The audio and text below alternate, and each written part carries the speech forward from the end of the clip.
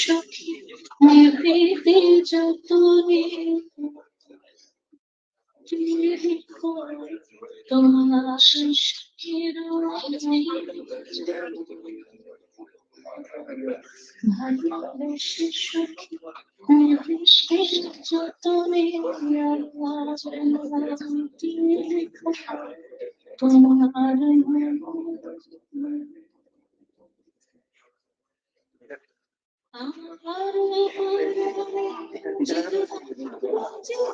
গেস্টের বাসনটা কি ছিল?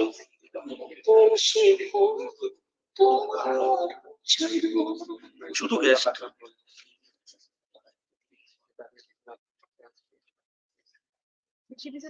না এদিকে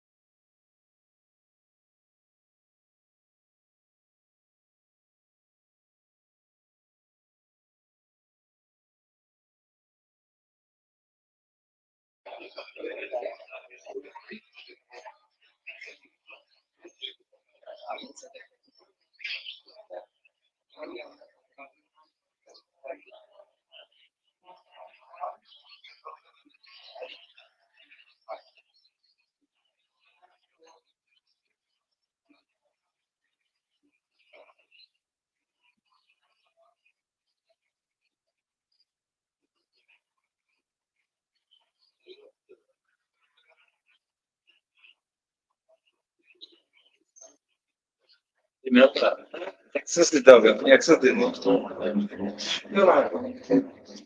তাহলে আপনারটা বলুন।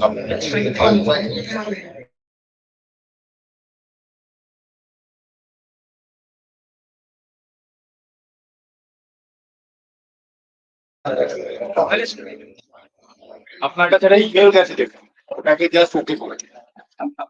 মেল তুলো।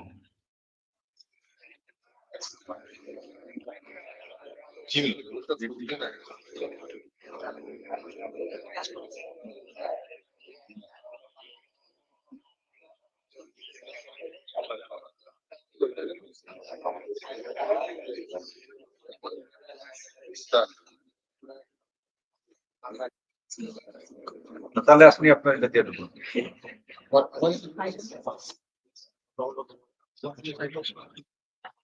করতে হবে না।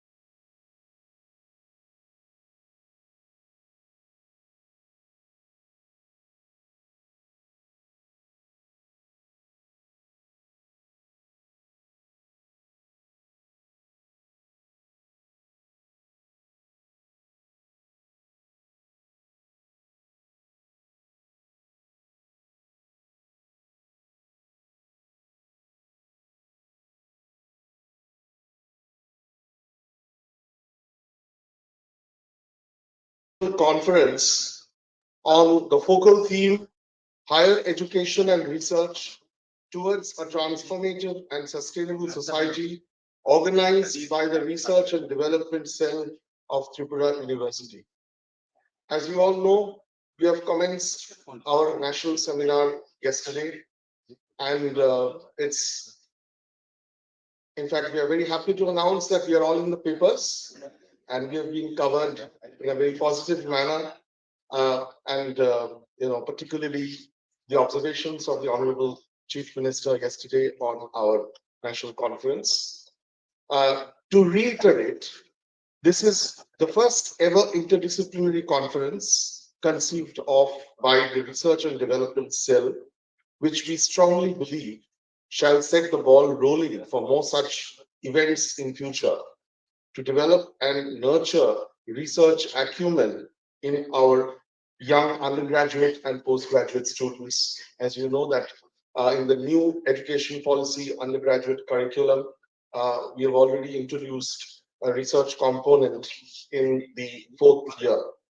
And this kind of a seminar shall also be an inspirational event for young researchers, both at the undergraduate as well as in the postgraduate level. I welcome you all to the first plenary session of this conference, in which we are fortunate to hear three very distinguished speakers from their respective domains of work and academia. The plenary session shall be chaired by Honorable Professor Ekalavya Sharma. We've all heard him yesterday, Strategic Advisor and Distinguished Senior Fellow, Ashoka Trust for Research in Ecology and Environment, Bengaluru. First, I invite Professor Sharma to please come up and take his seat on the dais as the chairperson. And one by one, I shall introduce and invite the other speakers too. Professor Satyadev Poddar, who needs no introduction, sir. Please, Honorable Vice Chancellor, MBB University, Agartala, Tripura.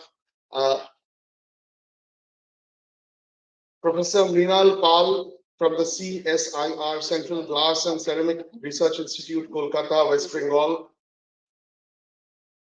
Professor Achin Chakraborty, Professor of Economics and former Director, Institute of Development Studies, Kolkata. Welcome, all of you on the dais. Please take your respective seats. Let me introduce our speakers one by one. Professor Satyadev Poddar, who needs no introduction, as you all know, Honorable Vice Chancellor, MBB University, Agartala, Tripura, my colleague, I've had the good fortune of sharing workspace with him, and I've admired his vast work and research experience. His specializations are historiography, modern European history, social, economic, and political history of modern India. He has been actively associated with the Gandhian Studies Center in our university for quite some time, and he's also a Gandhi scholar. Professor Dr. Mrinal Pal from the CSIR Central Glass and Ceramic Research Institute, Kolkata, West Bengal, and he shall deliver a talk on breath sensor towards improved healthcare societal impact. Professor Dr. Mrinal Pal is the Chief Scientist, Functional Materials and Devices Division, CSIR, Central Glass and Ceramic Research Institute, Kolkata. He's been actively, involved and dedicated to research in materials synthesis. He is a very, very dedicated researcher, and his highlights of contributions in the areas of specialization are a nanocomposite-based gas sensor for monitoring human health by analyzing exhale breath. He has developed a prototype for human exhale breath analysis to monitor diabetes, and several such efforts in his domain. And his paper, Breath Sensor Towards Improved Healthcare Societal Impact, would be a very, very distinguished contribution to research in that particular area. Professor Achin Chakraborty, Professor of Economics and former Director, Institute of Development Studies, Kolkata. His lecture shall be on reckoning development. And Achin Chakraborty, Professor Achin Chakraborty, has been former Director of Institute of Development Studies, Kolkata, and he's also, having a vast research background, uh, particularly in the field of development economics. And I would now hand over the dais to Professor Ekalavya Sharma. But before that, when I was reading the biodata of our distinguished panelists today, I've seen that most of them are about to talk about development and sustainability. And development and sustainability have always been warring siblings since the beginnings of industrial capitalism, and had been vociferously resisted by 18th and 19th century radical, romantics like Rousseau, Godwin, etc.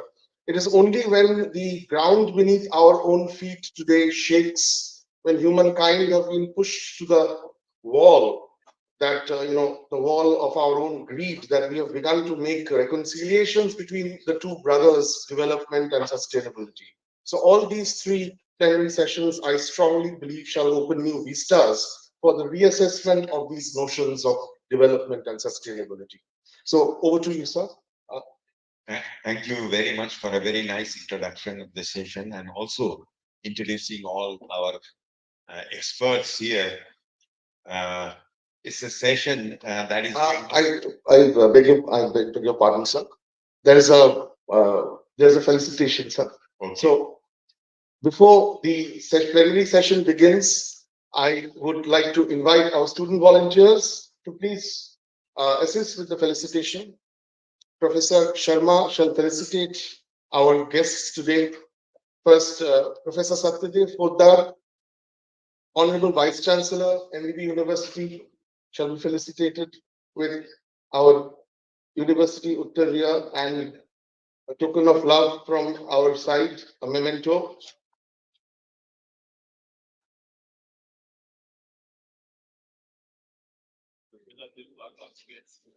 Professor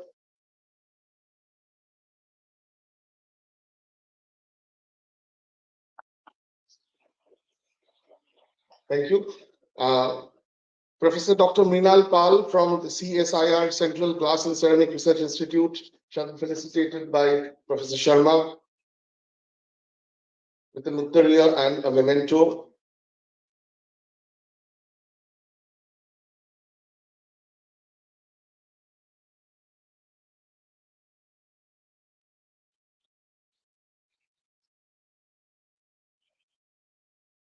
Thank you, sir. Professor Achin Chakraborty,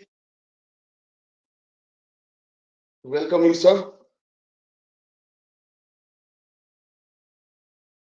This is our University Uttariya and token of love from our side with a memento.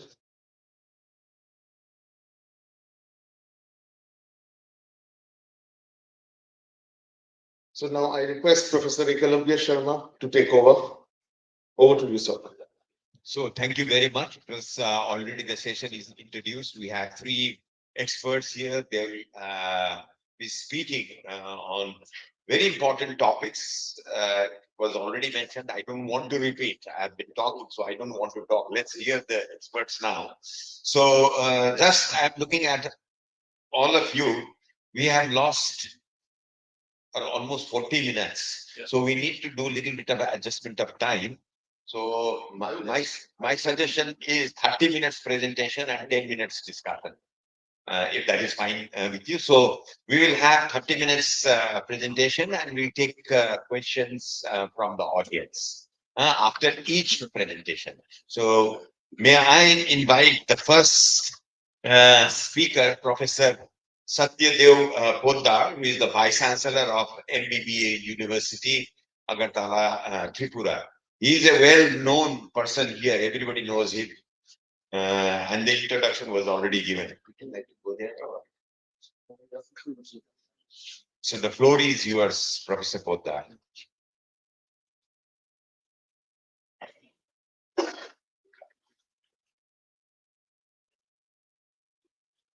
Good morning to everyone. Okay, sir. Yes, okay. Good morning to everyone.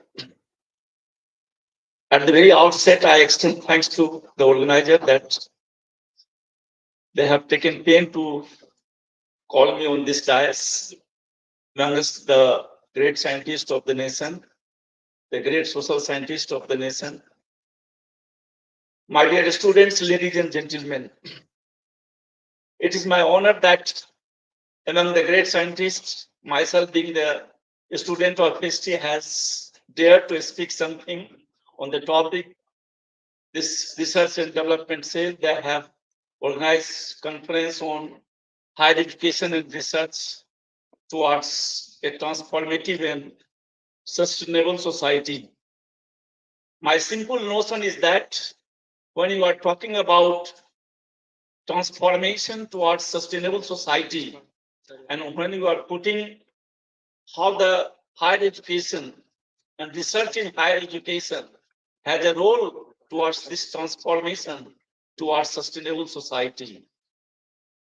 If you look into the very idea of education and the research in education, the whole perception is education is for what?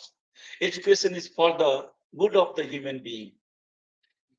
If the human being is good, certainly the objective of education is proved. But the question is, when you look into the development of education, development of higher education, and development of research in higher education, because research is a tool which works the current problem in the entire development process. The research addresses the challenges which the society encounters.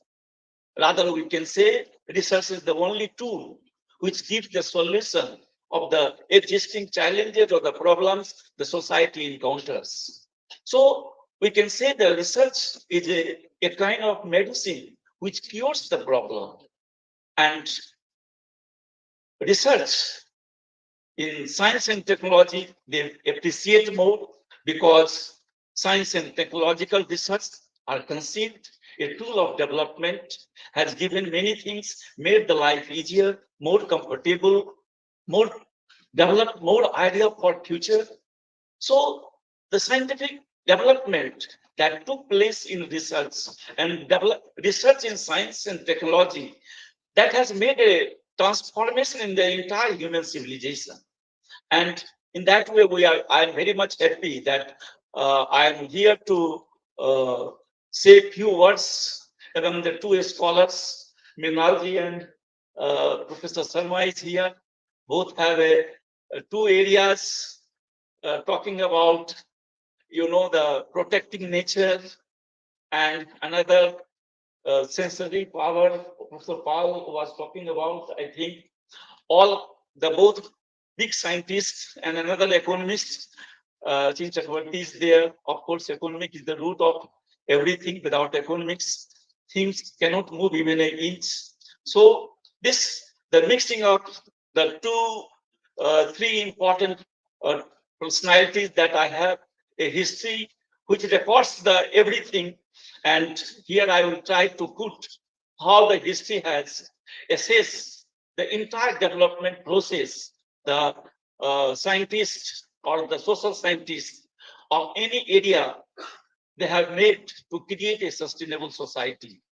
If you look into the development process of higher educational research, it is a legacy of India that research and the education both are simultaneous. And the research output can be reflected in the reflection that is reflected in the society.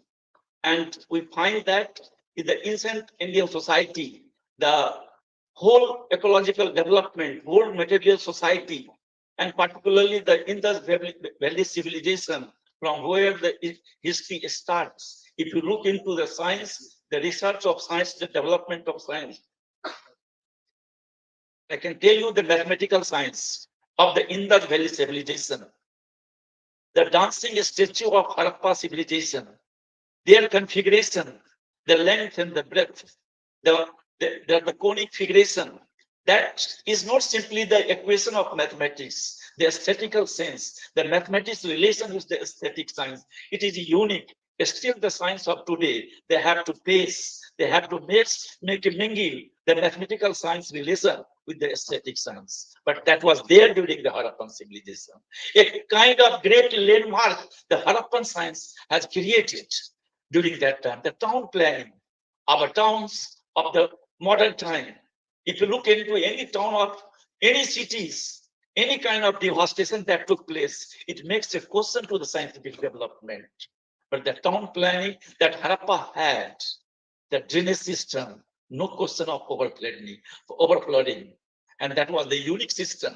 How scientists were there during the Harappa, salute to those higher educational research during the Harappan times. If you look into the from Harappan to the ancient time, if you look into the irrigation system, the higher educational system that was there in the modern system, we find the prosperity of agricultural development.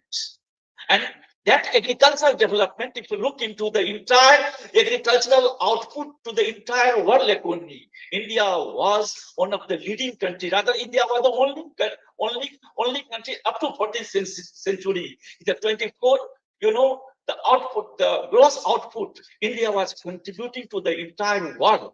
It is only because of the agricultural development, and it is only because of the sound research that provided during the ancient time. So what I wanted to tell you, the seat of higher education, the seat of research has made a base of development. The sound economy is the output of the research, and that was there during the ancient time.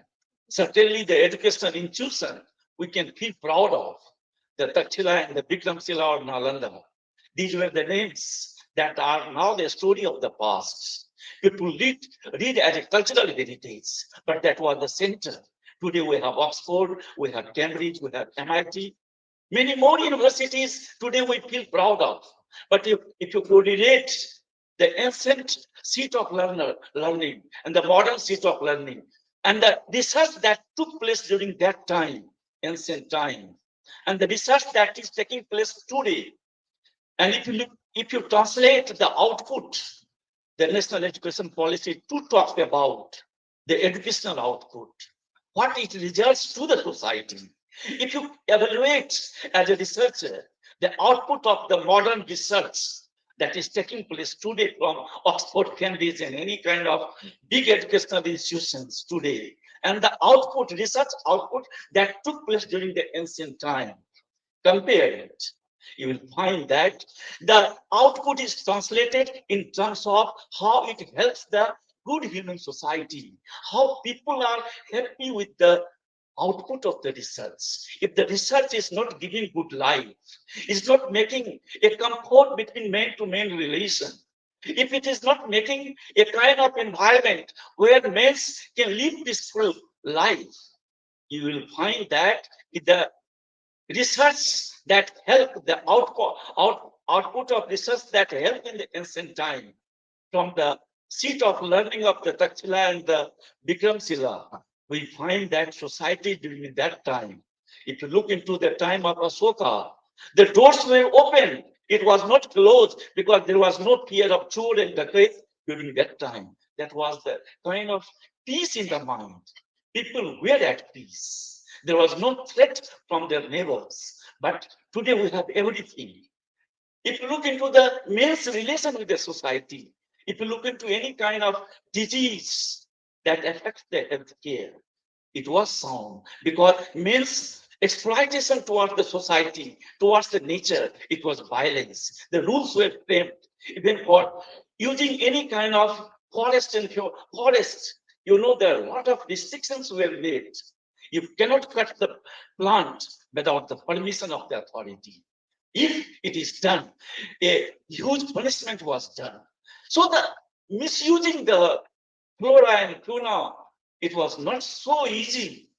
But that kind of system that was there, the educational research, they have made such kind of way that has made their life more easier, more peaceful, more sustainable, because it has made the lives of the common men and the life of the people who are ruling, the relation of the rulers and the ruled, we find a kind of coherence.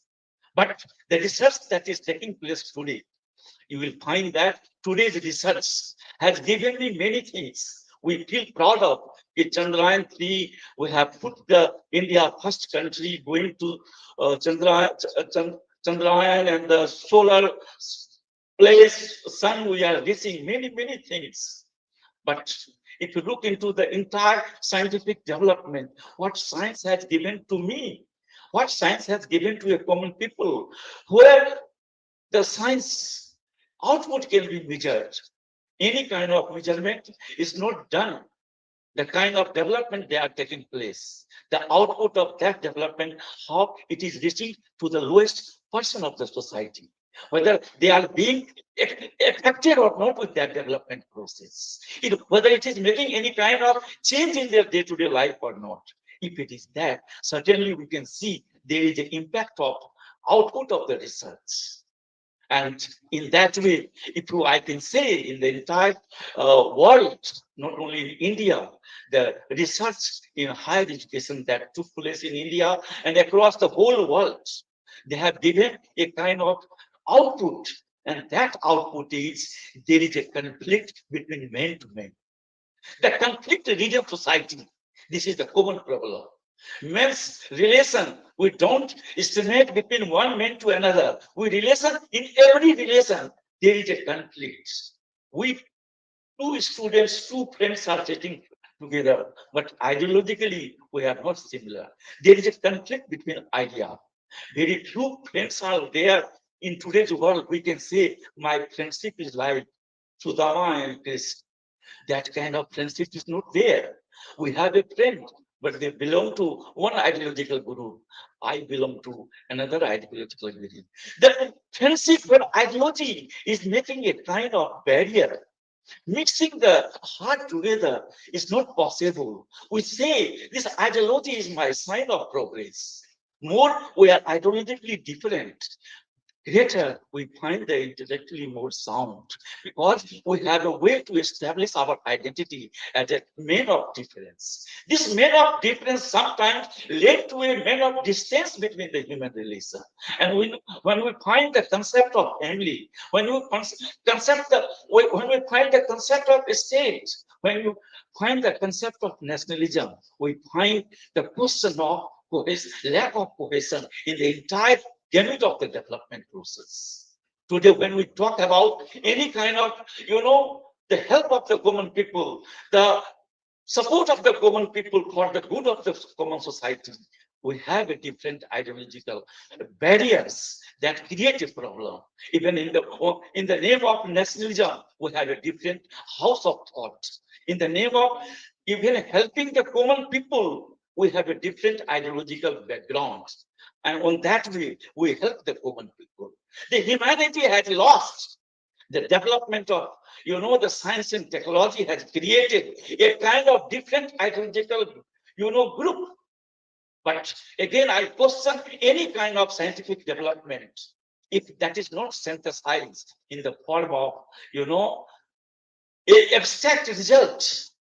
There's any kind of research, any kind of development, if it is not translated in terms of common formula, common principle, where there is no caste, when there is no religion, when there is no nationhood, any kind of abstract idea, any kind of principle, any kind of, the thesis, any kind of idea, any kind of change which comes, any kind of product which comes out of research.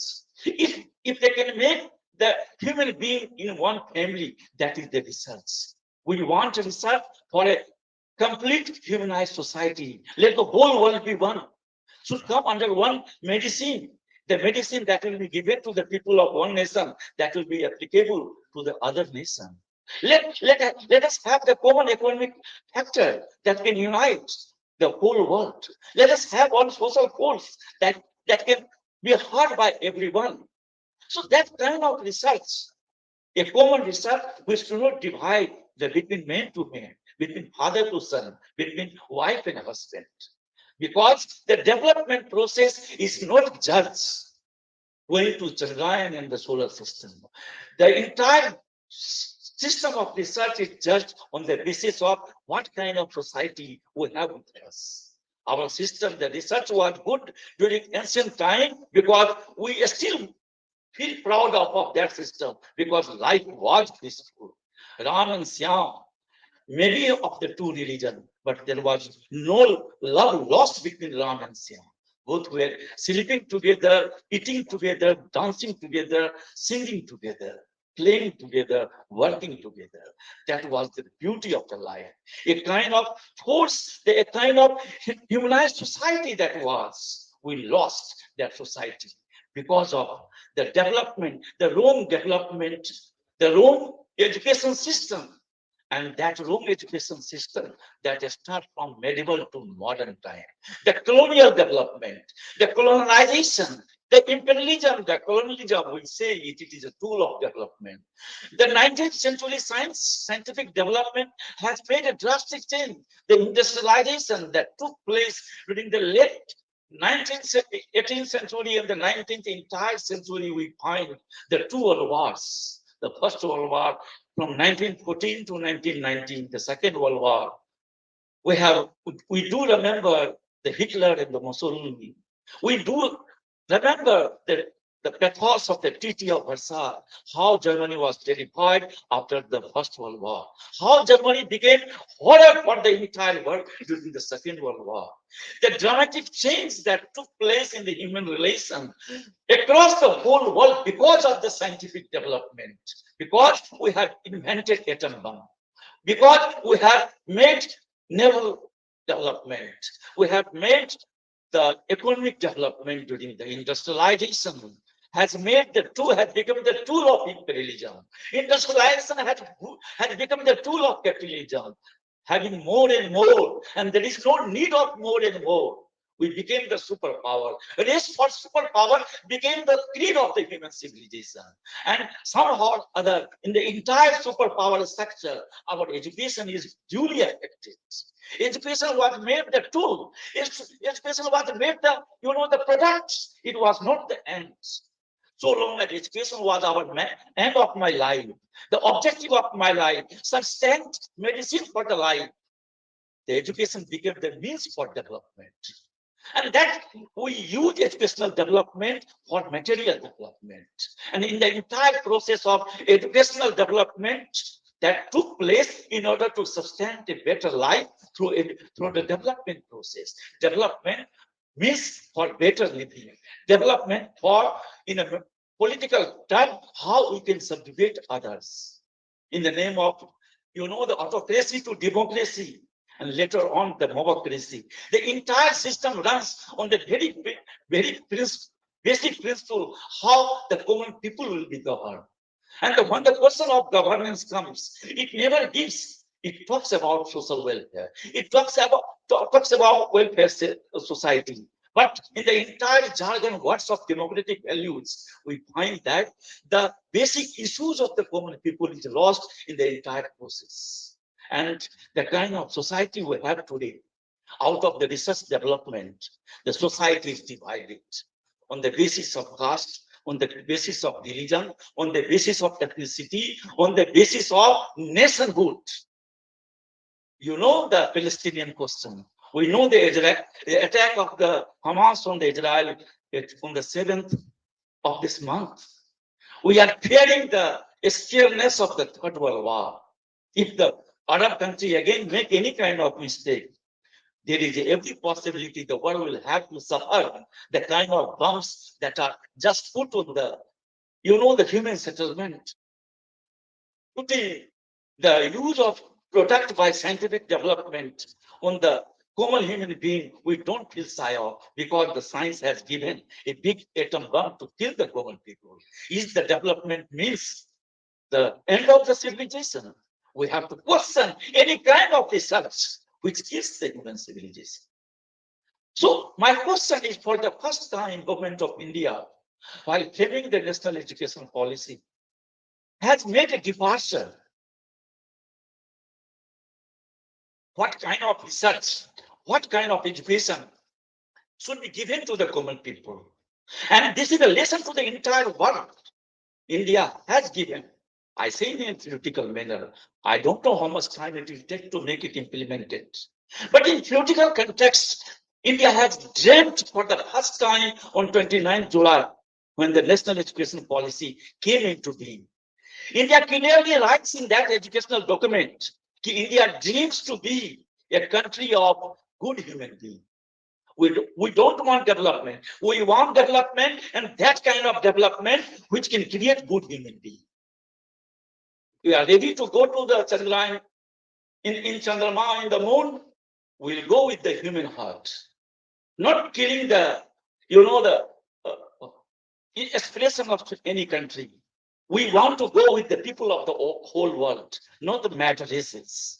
That kind of education, that kind of research. So the research has been aided as a welfare measure, creating a kind of society which will not kill man-to-man relation.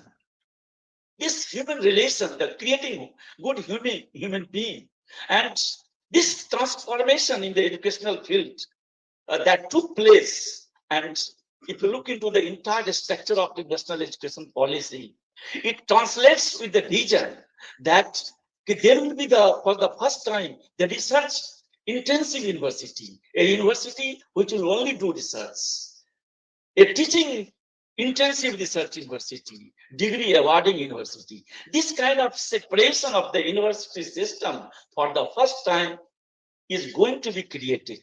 And that is the nobler future India is going to give to the entire world. If you want to do research, research is not for giving the information. When the research will take place, certainly it will create a kind of development process in terms of economy, in terms of agriculture, and that will not kill the human being. The relation between one subject to the another subject. And in that way, this education policy talks about multidisciplinary approach. Any teacher of physics, chemistry, economics, they feel very proud of, yes, I'm the master of economics. I can solve any kind of economics problem. This national education policy says that your knowledge is half, rather not but that. You have to develop as a teacher, as a researcher. When you say you are a researcher, your research must entail the problems of the society. Today, in the entire world and in India, every year more than the 30 lakhs of research took place. Every research has the research problem. If they have a research problem, every scholar takes the research problem, and after getting the PhD degree, research problem, certainly the problem comes in the conclusion. And with the conclusion, the scholar says that with that conclusion, the problem will be solved. The India has 30 lakhs problems. With the enrollment of 30 lakhs scholars in the Indian universities, Indian problems would be solved. Indian problem is not solved. What kind of research Indian people are doing? Is all the research products to be put in the basket of dustbin, because it is not solving the problem. You are creating more problem, creating more complex situation for human relation. This is under question. You have to choose as a scholar, as a teacher, a problem. And of course, this national education policy talks about it should be the problem-centric research. It's research which can solve the day-to-day problem of the society. In the Purana, it said that that education is the best education. Sa vidya ya vimukti. वही विद्या है, वही ज्ञान है, वही knowledge है जो हमारी समस्याओं को दूर करता है, हमें मुक्ति देती है. कैसे आप मुक्ति दोगे? What kind of the emancipation you will give through research? We have a poverty. Your resource must give the solution for my poverty. My son is not, reading, have a good habit of reading, reading habit. This is a psychological problem. You have to give the psychological solution of my son. My wife does not love me. Despite that fact, I have a love marriage. Where the love is lost, you have to give that kind of solution to this conjugal life. There is a relation that there is a conflict in the tribal society. They say tribal society has no caste, no barrier, but the materialism that took place, there is a conflict among them. You have to give the solution, which was the society free from caste and religion. The conflict took place. A relation between one community to another community. There was a good society, good human being, fellow being, where the society has lost their relationship. The relationship question the social order, the peace in the society. I think the scientific research should have the marriage with the social science research, have the marriage with the research of the humanities. Let us have the collaborative research. The barrier between physics and the history must be broken. The way the wall of East Germany and West Germany has broken, has given a bigger strength of nationalism. Let us have the bigger strength of research, the collaborative research, so that we can solve the human problem. With physics, you can solve the physics problem, but you cannot solve the problem between me and another my friend, which they speak sometime, but they abuse every time. This problem we are facing. When they meet, they laugh to me. When they depart, they abuse like anything. This is our paradox of my life. Such kind of the conservative relationship, how can we prolong? How can we have a society without trust? We cannot trust anyone in the society. Despite the fact we say this is my, the best society. This is a bigger problem we are facing today. And out of that problem, my simple way is that I remember Mahatma Gandhi. Despite the fact many people abuse Mahatma Gandhi, he was anarchic, he was communal. But I don't say their counterpart, the critic, but the best part that Gandhi had, which Gandhi has given to every society, a panacea for human civilization. If research has to survive, Gandhi's vision for higher education, Gandhi's vision for research, Gandhi's vision for good human relation, Gandhi's vision for peace in the society. He says that in education, every human being, the education must pave the way for livelihood.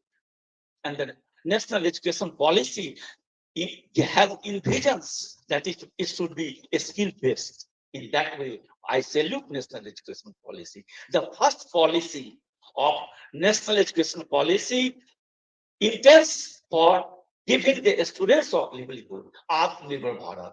This is another message of the government. It leads to the fulfillment, the aspiration of national education policy.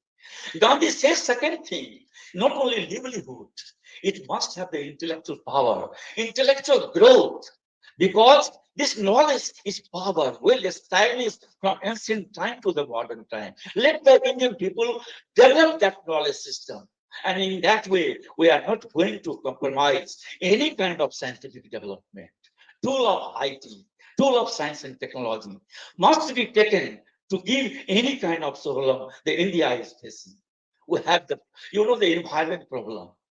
Some people, the science, my colleague was telling Mr. Poddar, a day is coming after 10 days. The kind of population, the kind of pollution, the earth is polluted. My son will not be happy peacefully on this earth. We need another earth. We need another earth for my son, for my daughters, for my grandson. Summarize. We have only one earth, but the question of creating another earth is a big question. This is the second, the dimension of the Gandhi. I'm just speaking it in one line.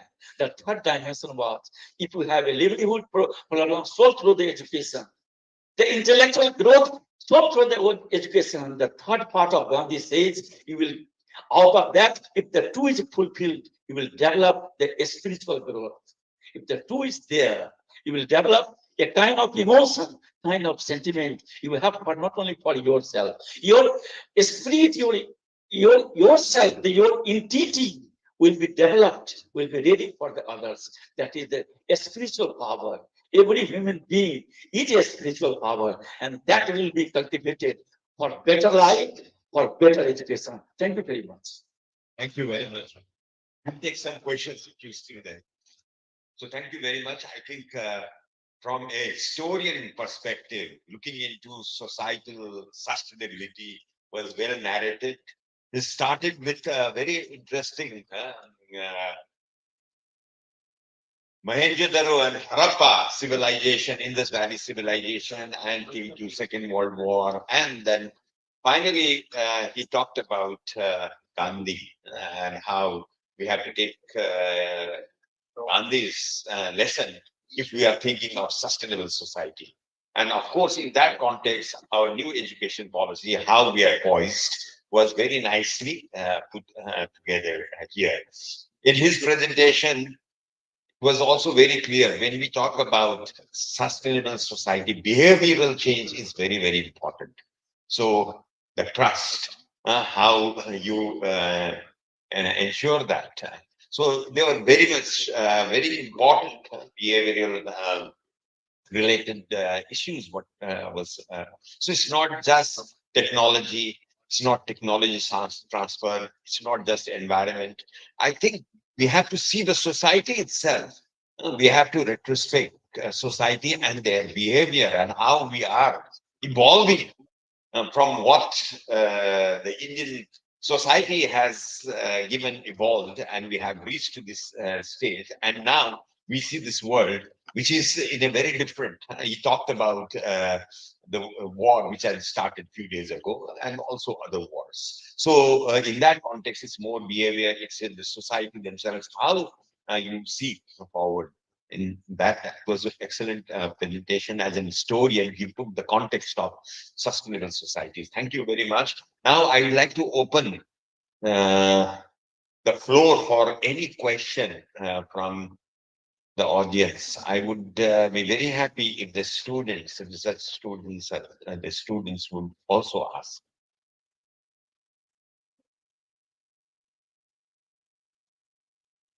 Looks like it was very clear. See, people are shaking their head. That means I would like to thank you very much, Professor Poddar, for an excellent uh, presentation. Coming from the social science. Oh, there is one question, sir. There is one question at least. Yes. Thank you very much, Professor Bhutra. Actually, you had narrated the history of history and history of science. So I just want to know how can you narrate with some example science in history?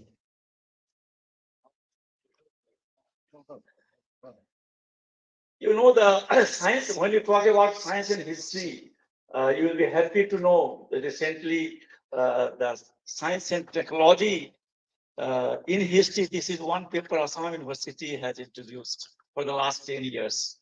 So the science in history we have already taken in a syllabus. So theoretically it is well understood. Now, in practically, if you look into the history, in historical, you know, the development, if you look into how the science has intervened all the time, you know, it is the scientific development. If you look into the First World War and the Second World War, the scientific development that took place in the development of naval activity, the naval shipbuilding that was taking place in Britain and in America, the Black Panther, such kind of horrific seed that was created into was a horror for any kind of worlds, and that has shaped the entire course of the war. So, you know, the war is own, war is dictated because it is the science which has given the tool for judgment. Because more you are sound advanced research based weapons, you are able to make a direction of the society. You can change the society, you can kill the society, you can make a direction. The horror can be created, but peace cannot be created with your development. That is my question. Any kind of scientific development, I salute the development of medicine, the healthcare. That is the only development which gives relief to me. But any kind of development that has less panacea for us, because that gives me comfort, the material we feel very easy, but the peace of mind at the cost of comfort, I don't find this kind of any kind of development. I need your research for peace in the mind. Tell me any kind of research that took place in the 19th century or the 20th century. Are they are able to give the peace of mind? Tell me. No, you have given the better life, comfortable life. You have given me AC. but AC has given me more pollution to the society. We feel very happy to have a big lecture in the AC room, but rather it has given a disastrous effect to the society that you don't care. Your research is a transformation, but transformation for destruction. The Israel is boasting they will kill Hamas because they are technologically sound. Let the Israel say we have a big heart to just embrace the Palestinians. No, they have not that kind of heart. Let you develop with the research the heart of the two nations. Let them love each other. The humanity must prevail. You have given the tool for defeat. You have given the tool for win. This is your research. And history is an example of such kind of research. So this is the science in the history where the society is changing every day and we are witnessing that change. Thank you. Research for Humanity is the last message from me. Thank you very much. Sir, Fascinating lecture. I do agree with you that during the period of Harappa and Mohenjo-daro civilization, we were technologically and scientifically outstanding.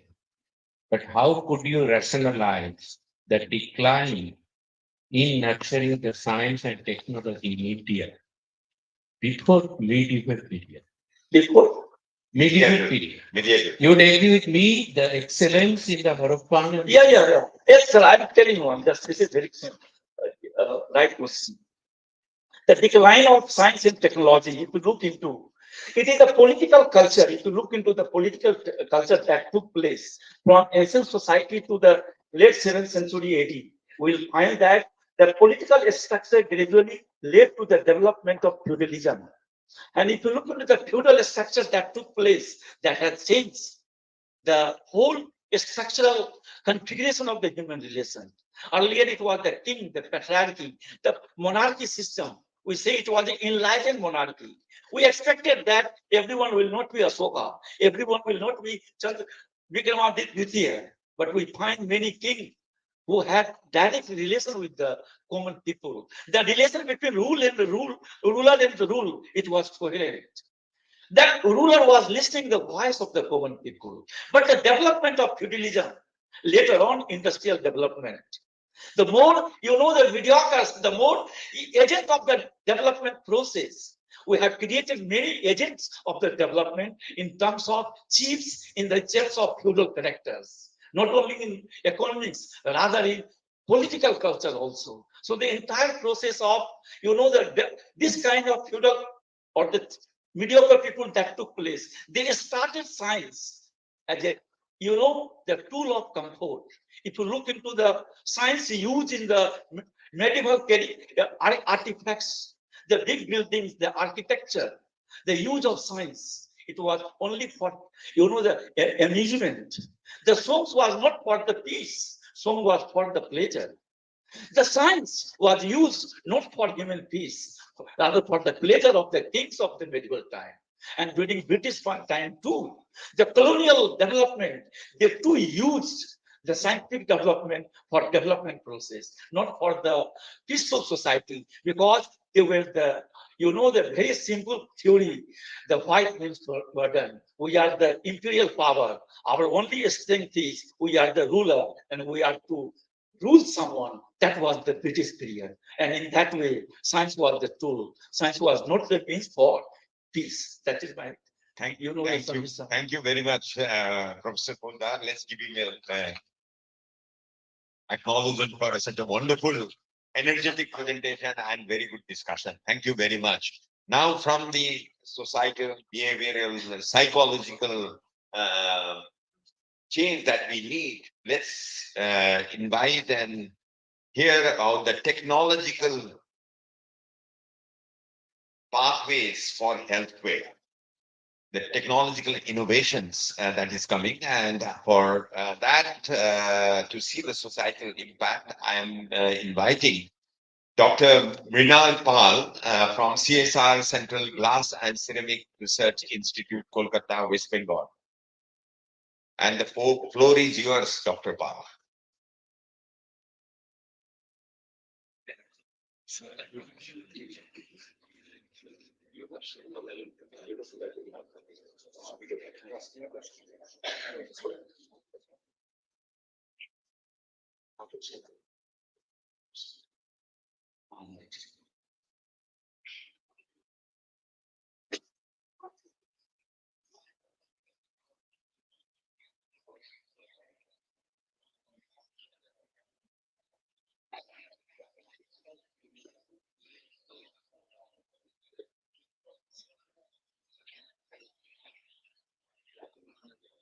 Dignitaries on the dais. Dignitaries, yes.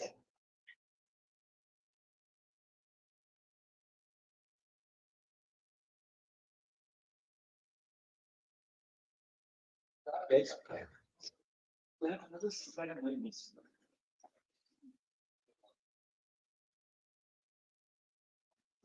So, dignitaries on the dais and dignitaries of the dais and my dear students. Yeah. So, it's a great pleasure for me to be here. Earlier, I used to come to Tripura University, but after COVID, this is my first visit. And at the outset, I must thank the organizer, particularly Professor Saha, for giving me this opportunity to speak before you. You know that just now Professor Poddar has mentioned about the, he had mentioned a lot of things in his lecture, but he has definitely mentioned about the rich history of science of India. And he has categorically mentioned about Harappa Mohenjo-daro, how during that period they have calculated all the things and they have built that city. So I must say, yes, scientifically at least we were really very rich at that period of time. In fact, you know, we have developed so many things in science, contributed so many things in science, including zero. You know, always we mean zero is nothing, zero is has no meaning like that. But believe me, zero is the most important digit from 0 to 9.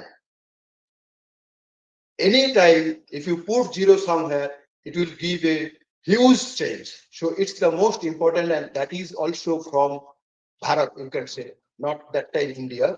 So that was our earlier scientific things, and we were really very much rich in science and mathematics. Coming to today's things, actually, though this is a scientific, supposed to be a scientific and technological presentation, but as I am informed that there are mixed kind of audience from humanities as well as from science and engineering background. So I have taken this title, but I will definitely not go in deep into the science because the title which you are seeing here, it contains physics, chemistry, as well as biology. So maybe for common audience, it will be little bit difficult. So I will not go into deep into science or technology, but definitely I will try to carry the message which uh, I am supposed to do here. So that is the thing. But before that, I must say that I have arranged my presentation in two different distinct parts because this conference is on role of higher education and universities in transformative research and sustainable development. So I must start with sustainable development and then I will discuss about the role of sensor in our healthcare system. So let's start with sustainable development. Sustainable development means actually it's sustainable and development. What do we understand about sustainable? Sustainable means this is lasting for long time, quite a long time. Anything sustainable means it will last for long time. And what is development? It is kind of positive growth in terms of mainly economics, but in terms of everything. So including both, this is sustainable development. And what Professor Poddar had mentioned just now, it is the role of higher educational institute, including university and research institute, who can help in this sustainable development of the society.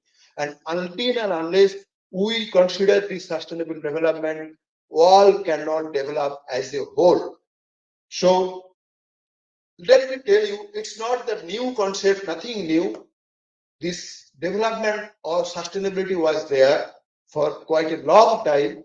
And ultimately in 2015, UN has agreed on 17 targeted goals. Means they have chosen 17 points. We have to develop on that 17 issues. And if we can develop in all those 17 issues, then only it will be a sustainable development, and then only the world as a whole can grow.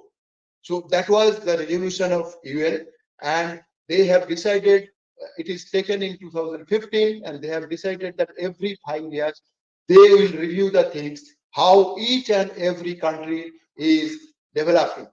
Means 2020, 2025, and 2030, they will take the review, and accordingly next phase will decide it.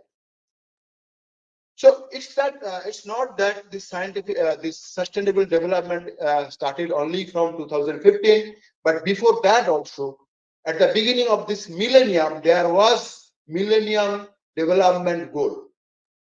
But the difference is Millennium Development Goal was targeted with 8 points, but this Sustainable Development Goal, which is taken in 2015, has considered 17 points. And also another important development difference between this Millennium Development Goal and Sustainable Development Goal is that during Millennium Development Goal, it was decided that actually, our society, in particular, our this whole planet Earth, we have so many countries, more than 190 countries, and among them only few Western countries are developed, and few are developing countries, and most of them are poor countries. So just it was decided during 2000 in Millennium Development Goal that we will consider only this poor country and developing country. You have to develop on these 8 points. That time, Western countries, means these developed countries, were not considered in this picture. But after that, during 2000 to 2015, UN has think that it's not only the problem of poor country or developing country, it's the problem of developed country also. It's not that if you are rich, if you have enough money, you have solved everything and you can do everything. So in 2015, UN has decided that no, we have to include whole world, all the developed country also, and we have to choose many other points also, including environmental issues and other things which came later on. So they have chosen 17 points and they have included all the country. So all those 17 points called sustainable development points, and we have to achieve that target by 2030. Then only we can say we are doing for the society.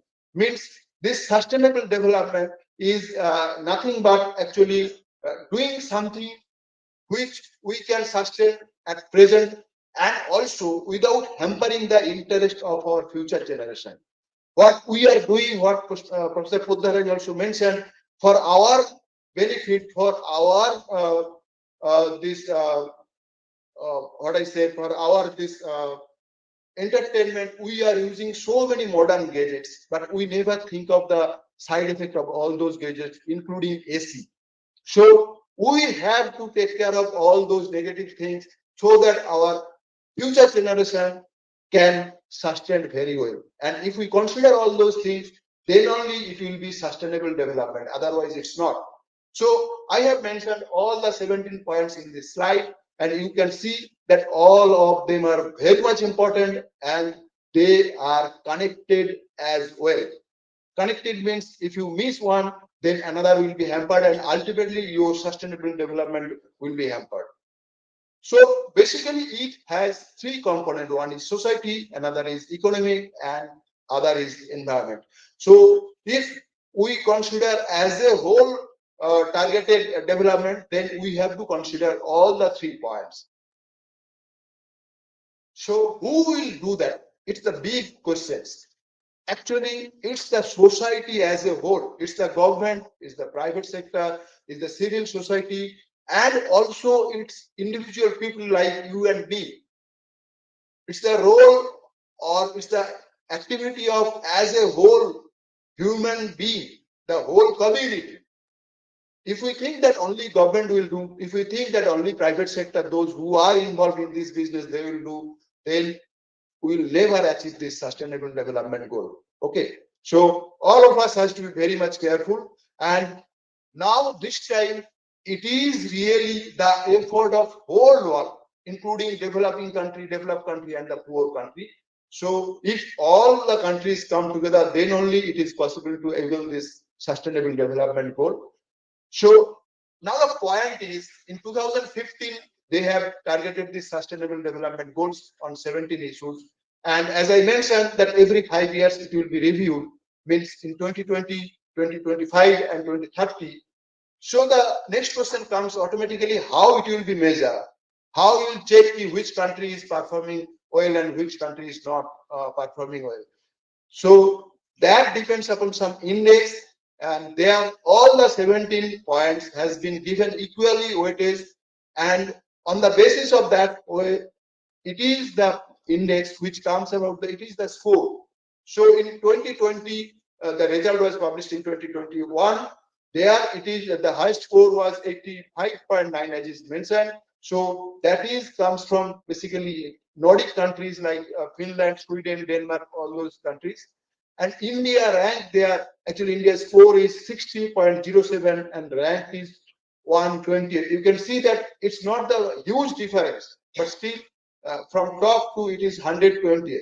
So it indicates that India has to do lot of things for this sustainable development. Government, let me tell that government has already initiated many programs, including Manrega, National Food Security, Swachh Bharat Mission, Amrut, and many other targeted programs, which ultimately help to achieve this sustainable development. And I'm sure by 2030, India's rank and score will be much better than which is at 2020. So state-wise, if we look, then the top 5 states is mentioned in left-hand side column, and the bottom 5 states is in right-hand side column. You can read very well. It is there. So I'm not going into details of that, but it's the index by which we can give this kind of ranking. Now coming to today's things, how it is linked with higher education, how research institute and university can contribute. Actually, let me say, UN has coined a term education for sustainable development, means ESD. As you know, that education is the root of everything. As Swami Vivekananda has already mentioned, education is nothing but manifestation of things which are there already there inside you. Means it is the role of teacher, it is the role of scientist to grow all those things which are there inside you. So it's not that we are saying something and you have, and forcefully you have to take that. It's not like that. Actually, it is the thing which are there already inside you. We have to manifest that one. And if each and every person in higher education, including universities and research institutes, follow their roles properly, then only our new generation students will be educated properly and they can contribute towards this sustainable goal. So now I am coming to some scientific things. Actually, I am from, as it is introduced, I am from CSIR, Council for Scientific and Industrial Research. So my point is, CSIR being a whole big, it is the biggest science and R&D activities in India, organized in India. So they have also lot of things to do towards this sustainable development goal. And let me say, I must proudly say, the CSIR has already contributed many things towards the development of government of India and to the society. And I'm sure in future also they will contribute many things. I will just highlight 2-3 things here. For example, this Amul baby food. You know, this Amul baby food, it has a history. During this 1970, that time actually the then government was trying that these industries in Western country, actually we imported this baby food during that period, and our government during that period wanted that developed countries industry will set up their plant here in India, and they will produce this milk powder here. Then it will be easier for us, and also we don't need to invest a lot of foreign currencies like dollars. So government tried that one, but during that time, in a meeting, all the industrial people from Western countries, they said that the raw milk, which is mainly available in India, the buffalo milk, that is not suitable for making this baby powder. Why? Because it contains this buffalo milk contains huge fat, and if you make it a powder, then that will not be easier for baby to digest all. So then CSR take into this CSR venture into this problem, and ultimately there is a CSR lab, CFTRI, which is in Mysore. So they have ultimately came up with a technology, I must say, with a technology by which they can churn out this extra fat, and that technology is given to Amul, and Amul started producing this baby food. And now CSR people, we proudly say that there is Amul in every Indian. So that is one very specific example, very specific contribution of CSR to our society, which is also for sustainable development. This is another one. This is, this indelible ink we use during our vote. You know that in every year, many Indian states go for voting, and there, till date, it was developed something around 1960. Till date, there is no better solution than this one, and we use till date this one. Not only in India, we also export this one to many countries. This is also a contribution of CSIR, and it is developed in 1952. Another one is tractor. You know this tractor, which is used enormously in agricultural field. In fact, let me say the Green Revolution, which was there in India during 1970s, one of the major component for which we have achieved that green revolution is this tractor. In fact, this tractor during this same 1970 to 80, that period, actually we that time import some tractor from Western country. But because of some political issues, Western countries stopped this import. And that time our agricultural things suffered a lot. And then government of India again came to CSR to help to do something to help government of India so that we can develop indigenously this tractor. And ultimately there is one CSR research institute in Durgapur, West Bengal called CMERI, Central Mechanical Engineering Research Institute. They came up with a solution. They developed this tractor, and ultimately they transferred this technology to Punjab Tractor Limited. They produced this Sonalika and Swaraj tractor, and we achieved this green revolution. So that is also another contribution of CSIR towards this sustainable development. So as I am from Central Glass and Ceramic Research Institute, yes, we also do contribute to societal development, contribute to sustainable development other than R&D activities also, means basic activity. So one of such thing is radiation shielding window, which is made of glass. Even if you go to some clinic for X-ray to check whether there is any fracture or not, you will find that there are a lot of blocks which basically restrict the X-ray which is coming out from instrument. So that blocks are made of glass, some lead-based glass. Nowadays we are removing lead also. By doing research, we are develop some other component other than lead, which can also block this one. And this is one piece of that radiation shielding glass, which we give to this Department of Atomic Energy because they use it too much in their Hava Atomic Center. So it is a very good development from CGCRI, which has saved lot of dollars thousands of crores of rupees, because we up to 5 years back, we generally bring all those things, import all those things from either from Germany or from US. So we are able to save lot of dollars of government of India by developing this water.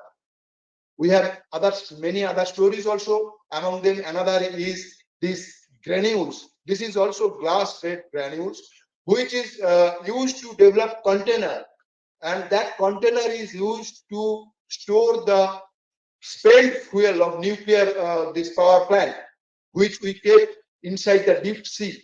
So that is also another development, and this is in fact now we given technology to some company, and they are now exporting all those things also. So not only saving dollar, we are also earning dollar by doing this kind of development. So these are the contributions of some contributions of CGCRI. Now I'm coming to the main topic of today's this sensors. You know, sensors are there everywhere, starting from your AC remote, TV remote. It is everywhere, and you will be surprised to know nowadays your smart mobile contains more than 20 sensors. So I'm not going into details, only just to show you all those things which are there in the screen. They are basically run on sensor, different kind of sensor, and these are the most common thing during our COVID period we have used. One is this IR thermometer, and another one is pulse oximeter. They are also kind of sensors. So sensor has huge role in our society. In fact, nowadays without sensor it is very difficult to sustain. These are some example of now I am coming to very specific things. These are some example of gas sensor, like your smoke detectors, like your fire detectors. You know, this hall must have lot of fire detector, because if something wrong happened, some short circuit happened, automatically some alarm will come up and people can understand that something is wrong. So how that is detected? That is detected by using some kind of gas detector or gas sensor. Okay, so these are some example of gas sensors. Now the most important thing, which is subject wise not new, but concept wise not new, but so far research is concerned, this is new. The thing is how we can use this gas sensor for our health care, to monitor our health. This concept was very old, I can say. In fact, it is very old concept, but still now there is no device to look after our health using some sensor, because there are a lot of challenges. I will just mention all those points, but let me explain you how we can use this kind of gas sensor to monitor our health. So that is the key point. This slide you can say, you can see that it's written सांस के नमूने से रोग की पहचान. This is a cutting of a Hindi daily newspaper, from which you can clearly understand that from our exhale breath, from our uh, the breath which comes out from our nose and mouth, we can detect many diseases. Let me tell you, when the concept, as I told, this is very old. The father of modern medicine, this big doctor, I forget his name right now. He used to use that concept, and after that, let me give you one story. When Dr. Bidhan Chandra Roy, famous doctor, he visited some hospital at London. Just by entering that hospital, BC Roy said that there must have some TB patient. And ultimately, it was found that during that time in that hospital, there were more than 10 TB patients in that hospital. So how we can understand that there are some TB patients just by entering the hospital? Because of this exhale breath, because all the exhale breath which are coming out from the patient, they created some kind of atmosphere inside the hospital. If you have that knowledge, if your nose is that much sensitive, then you can detect that smell, and from that you can say that there are TB patients. And Dr. B.C. Roy, he was a genius, so his nose even instantly can detect that one, and he said that there are some TB patients. Even when we are discussing something in our group, you must notice that you have noticed that in somebody's from somebody's mouth, some sweet kind of smell is coming out. From somebody's mouth, some bad smell is coming out. It does not mean that that person has not brushed in the morning. It's not that like that. It is the metabolic system inside his or her body from which this kind of smell is coming out. In fact, I must say that that smell is the good signature, because if we have devised that some kind of device by which we can analyze these gases, then it is possible to detect some disease which are there inside our brain, inside our body. For example, this sweet smell comes because of this diabetes. Because if you have diabetes, ultimately your sugar will break down into acetone, and acetone will comes out with our from our excel breath, and that acetone has some sweet smell. That's why your smell is sweet.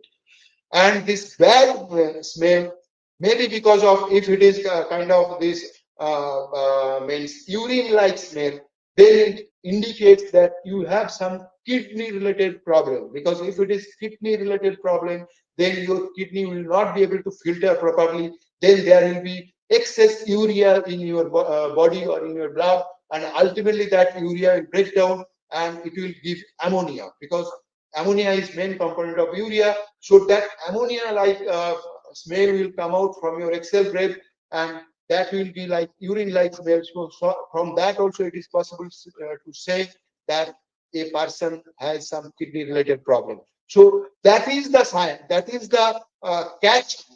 And by detecting this kind of smell, analyzing this kind of smell, it is possible whether a person having diabetes or not, whether a person having kidney related problem or not. Even nowadays, scientists are claiming by detecting some kind of organic molecules, it is possible to say whether some person has some cancer or not. But all, let me say, all those are in still R&D stage and prototype stage. Means in lab scale, we are doing all those things. In industrial scale, it is not still available in the market because there are many challenges. But I must say this is a very important field, and if this knowledge is there, then anybody can use this concept. This device is available in the market. So in our CGCRI, our division, functional materials and device division, is engaged in this kind of research. What exactly we do, we try to develop nanomaterials, different kind of nanomaterials, which can detect this kind of smell.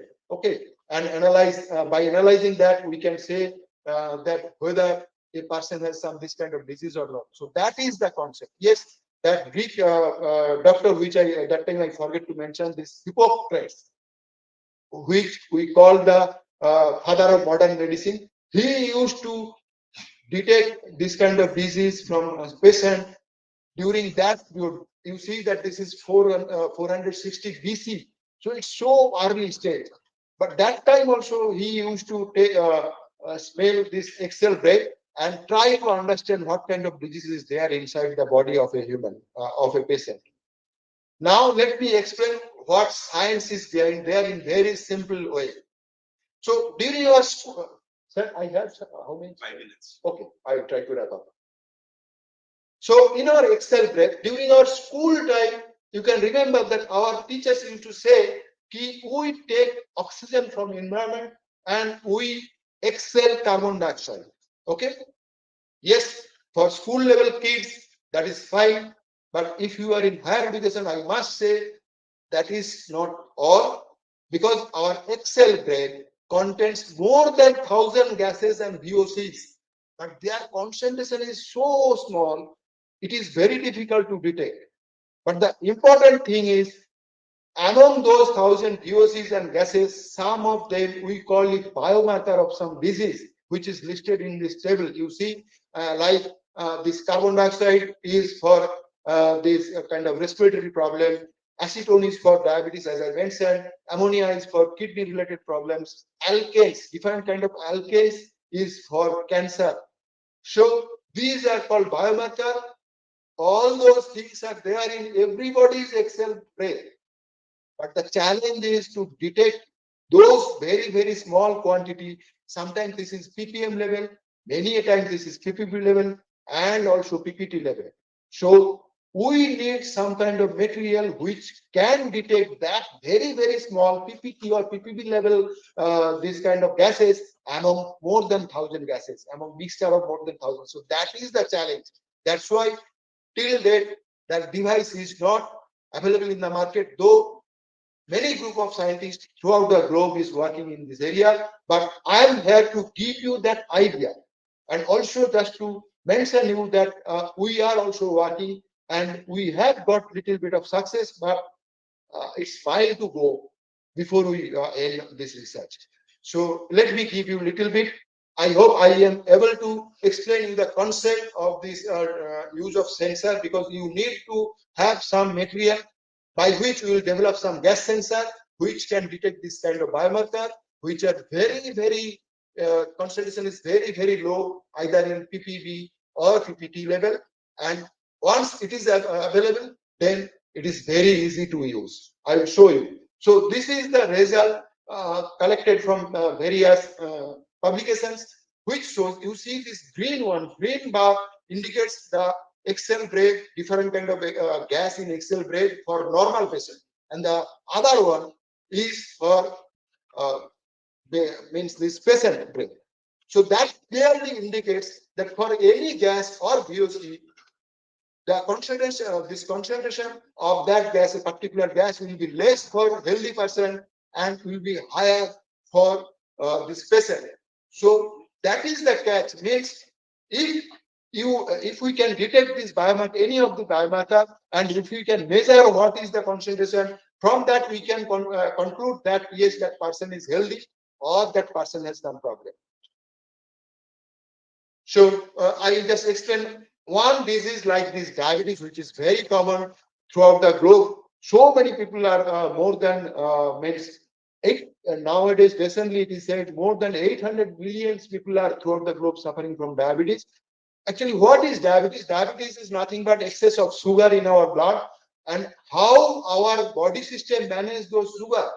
It's not that everybody has diabetes, but everybody takes sugar in different form. Even if you don't eat sweets, if you don't take sugar in tea, but from different kind of fruits, from different kind of vegetables, sugar comes to our body. But Mother Nature has given us system which can digest that sweet. And if that system fails, then only there will be excess sugar in your blood. What is the system? You know that we have pancreas in our body. So that pancreas basically release some kind of hormones by which we digest the sugar. So if it is means a diabetic person, then there is a common this hormone which called basically insulin, which is released by beta cell of pancreas. If that insulin secretion decreases or stop because of some problem in our pancreas, then the sugar which is coming from foods to your body, it will not be digested. So sugar amount in your blood will be higher. That is diabetes. In fact, opposite is also there. If for some reason, for starvation or for having malnutrition, if you are having some low sugar in your blood, which is called hypo, that is also very dangerous. Then ultimately you will be fall in the ground and you can die also. So that also our body system manages very well. Pancreas also release some kind of hormone called glucagon, by which if there is less sugar in your blood, the storage materials in our muscles and liver will be released. Means this glucagon will help to release, and from there sugar will comes out and it will maintain the sugar level in our blood. So that is the system, so by which blood sugar level is maintained in our body. So if I conclude this one, how we can measure if you have sugar, then you have to check your blood in a clinic, and there doctor will say if it is for normal person, generally it is less than 100 mg per deciliter. So pre-diabetic 100 to 125, and if it is more than 250 mg per deciliter, then definitely you have diabetes. So that is just by checking sugar in your blood. How we correlate this one with our Excel break with our sensor? that correlation is there. For normal person, I have already mentioned ketone is the biomarker for diabetes. So for normal person, that acetone level will be less than 1 ppm, like less than 0.9 ppm. If it is pre-diabetic patient, then it will be less than roughly 2 ppm, which is mentioned here from 0.9 to 1.7. And if it is roughly more than 4 ppm, definitely that person is a diabetic. Means if your exhale breath content more than 4 ppm acetone, that is sure that you have diabetes in your body. So you should consult doctor and you should take medicine. So how acetone this from glucose, because we are saying the glucose excess means diabetes, and also I am saying acetone is indicator of diabetes. How acetone? Because glucose will break down in this process and ultimately acetone will come out. I am not going into details. So it's not that there is no instrument for checking this kind of Excel breath, analyzing this Excel breath. There are so many instruments. Most of them are spectroscopy based, but they are really very costly. All of them are okay. I'm done. All of them are more than crores, so it's not possible to use in home, or it cannot be point of care because they are big instrument that needs skilled manpower, and also you have to visit some good lab which have that kind of facility. That's why if we can develop this kind of nanomaterials based sensor, then it can be used by anybody. So that is the point. So as I mentioned, breath test had lot of advantages. Most advantageous is non-invasive, because if a person is diabetic and if he or she take insulin, then every time before taking insulin, you have to first check the level. Then he or she can take insulin. So every time you have to prick, so which is painful. Once it is okay, fine. But every day, twice or thrice, this is painful. But if it is from breath, there is no prick. So this is called non-invasive. So these are the advantages which are mentioned in this slide. I am not going into details. So yes, I have came to the end of my presentation. This is the device. Actually, stepwise we have devised 3-4 device. This is our latest version, which is the diabetic device, which is handheld, by which we can detect the concentration of acetone in our Excel breath, and from that acetone concentration, we can conclude whether a person has diabetes or not. And this one is already standardized with some machine which is called GC mask. As I told, that spectroscopic based machine. So data is there. This red bar chart, in the bar chart, this red one is from our device and black one is from GC mask. You can see that within a certain range of error limit, it is tallying more or less. That means this result is very impressive. We have to go further. We have to go for clinical test like that. So there are challenges, some challenges which is mentioned here. Most important are 5 challenges. It is mentioned here. So thank you very much for your questions. I have one video of maybe 1 minute or like that. Yeah, if you allow, then I can show you how our device perform. Okay, so this one. This one is our device. Please look into this one. So now this is normal. We have not given any external breath. And after, yes, now this device is ready. So we are putting this ready switch. Then one of our student is giving external breath. Please look into this one. This black one is actually our sensor, which we have developed. So he is giving his external breath in this device. You have to give for a few seconds, maybe 10 seconds like that. So our developed sensor will take this breath and it will analyze, and ultimately the display result will come. So you see that result has came. It is acetone concentration is 0.523 ppm. That means that person is safe, because as I said, for a healthy person, that concentration will be less than 1. Thank you very much for your time. Thank you very much. Just looking at the instrument, why 3 indicators? Because one is safe, one is borderline, one should be the patient and with danger. So that will be more. So yeah, but if you can have 4, why I'm saying one is for safe, one is borderline, means pre-diabetic, one is diabetic, and one is danger. So if HbA1c one is crossing 9. You see, this is uniqueness developed by us. So any kind of modification is possible. Possible. In fact, we are now watching because we have to go for clinical trial. Because any medical device it cannot come to the market without medical trial. Uh-huh. It has to be clinically tried and it has to be submitted to government. So there are bodies who will judge all those things. Then only they will give permission. Can you go to the mic because Yeah. for the benefit of everybody. Yeah, yeah. So I must say we have to go much more. So Okay. lab level, this prototype device is working very well. Yeah. Okay, I think it was a very good presentation. We have see the whole conference is on sustainable societies. And he mentioned about Millennium Development Goals. He mentioned about Sustainable Development Goals. In both the goals, I was involved.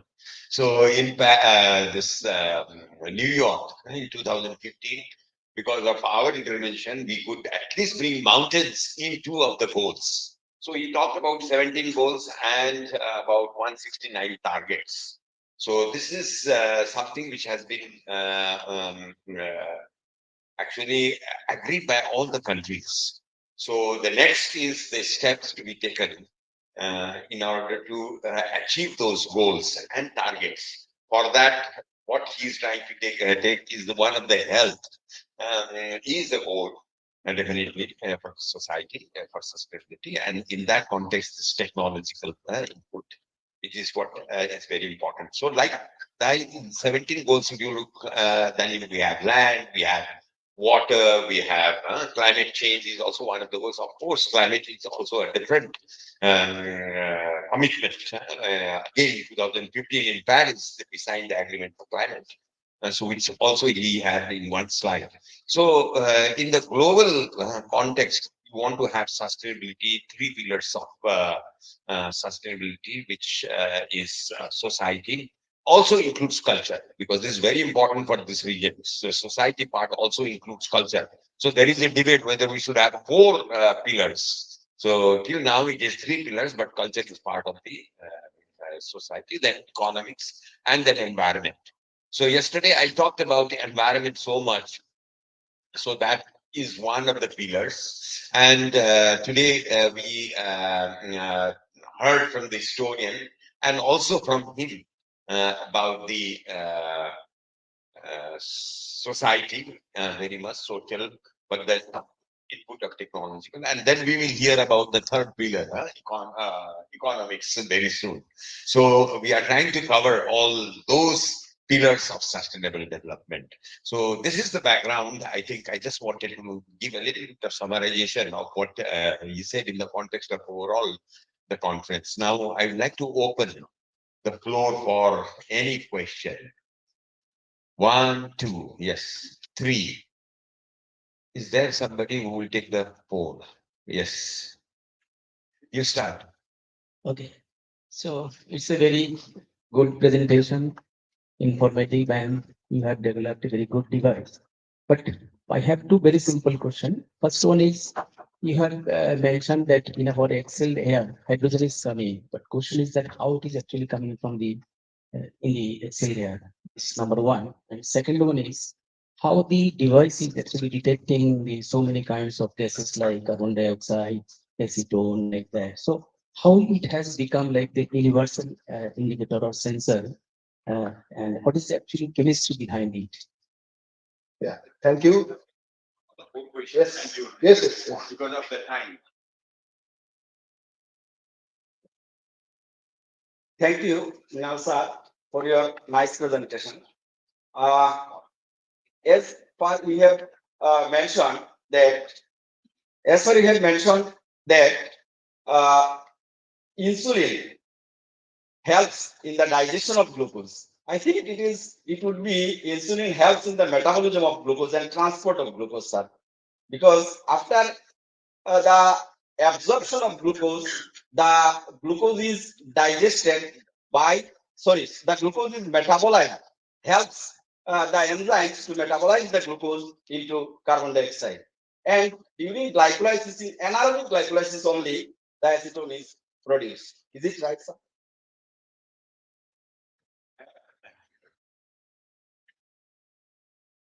Hello, sir. So after your presentation, I'm getting a little basic idea about sensor and all about the detection of diabetes and all. But my question is, I think if I'm not wrong, India's ranking is all about 112 in the position of sustainable development in the world. So in India, there are various different kinds of um, welfare schemes regarding this sustainable development to develop this sustainability in India. So why still India is developing? We are assuming that till 2030, we are assuming that it will be developed soon through the 17 sustainable goals and all. So there are several goals which detect the uh, uh, various kinds of development suitability in it. So why India is still developing? That's my question. One more last question, and then one more.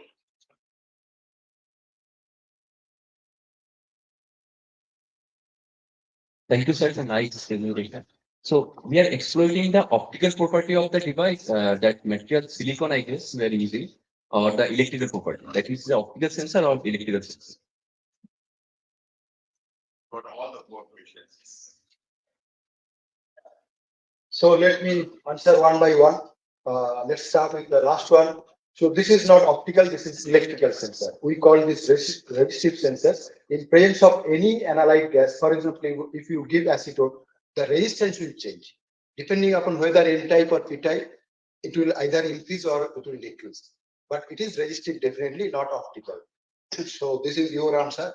Regarding this progress of country that, yeah, that girl has asked regarding development, I must say it's a continuous process and it takes long time. And also there are many issues, including societal and political issues.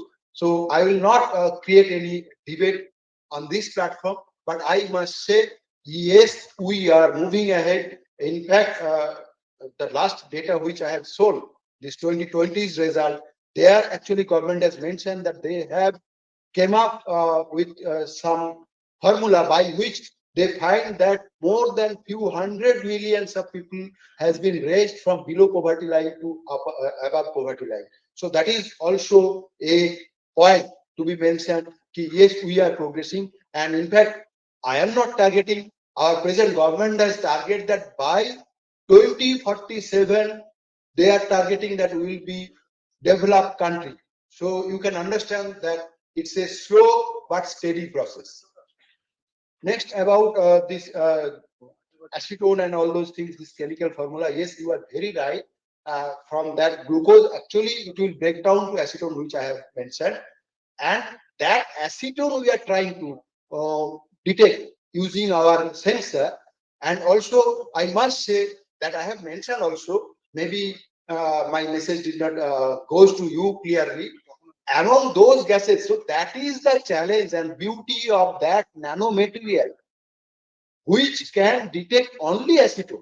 I have data. I did not show any scientific result because I know that this will be a mixed audience. That's why I did not show any result. But if you consult our publication from our group, that there you will find that yes, that material is very selective for acetone. Though there are 1,000 gases, only acetone will be detected, and it's not very easy. After trying maybe few hundred of compositions and materials, and it's not silicon, let me say, it is a kind of compound by which we are able to reach this one. So after doing that kind of trial and error, we have achieved few compounds which can selectively detect acetone, not the all gases. And other gases means among these 1,000 gases, if we detect only one, other will be ignored by the sensor. So that is the beauty of the sensor, and that's why we need to do a lot of research work so that it becomes too selective for a particular gas. For example, other than diabetes, if we try for this kidney problem, then your material has to be like that, so that only it, even it will ignore the, in that case, acetone, only ammonia of excel grade will be detected. And about the first question, how our body generate all those gases, let me clear you, my background is physics. I am not a chemist, I am not a biologist, but by virtue of doing material science, we are doing these things. So I don't know all the details, how all the gases coming from our metabolic system, but definitely it is our metabolic system. So by that process, our body is generating all those kinds of VOCs and gases, including a little bit of H2 also. I hope I am clear to all of you. And if you have many questions, many more questions, then during lunchtime or other time I can discuss, because I am available here today. In fact, tomorrow up to afternoon I am here. Evening I will wait for program. Very good. I think he's already giving you opportunity to interact bilaterally. Please do that. So thank you very much. Let's give a big hand to Dr. Pal. Dr. Pal, thank you very much.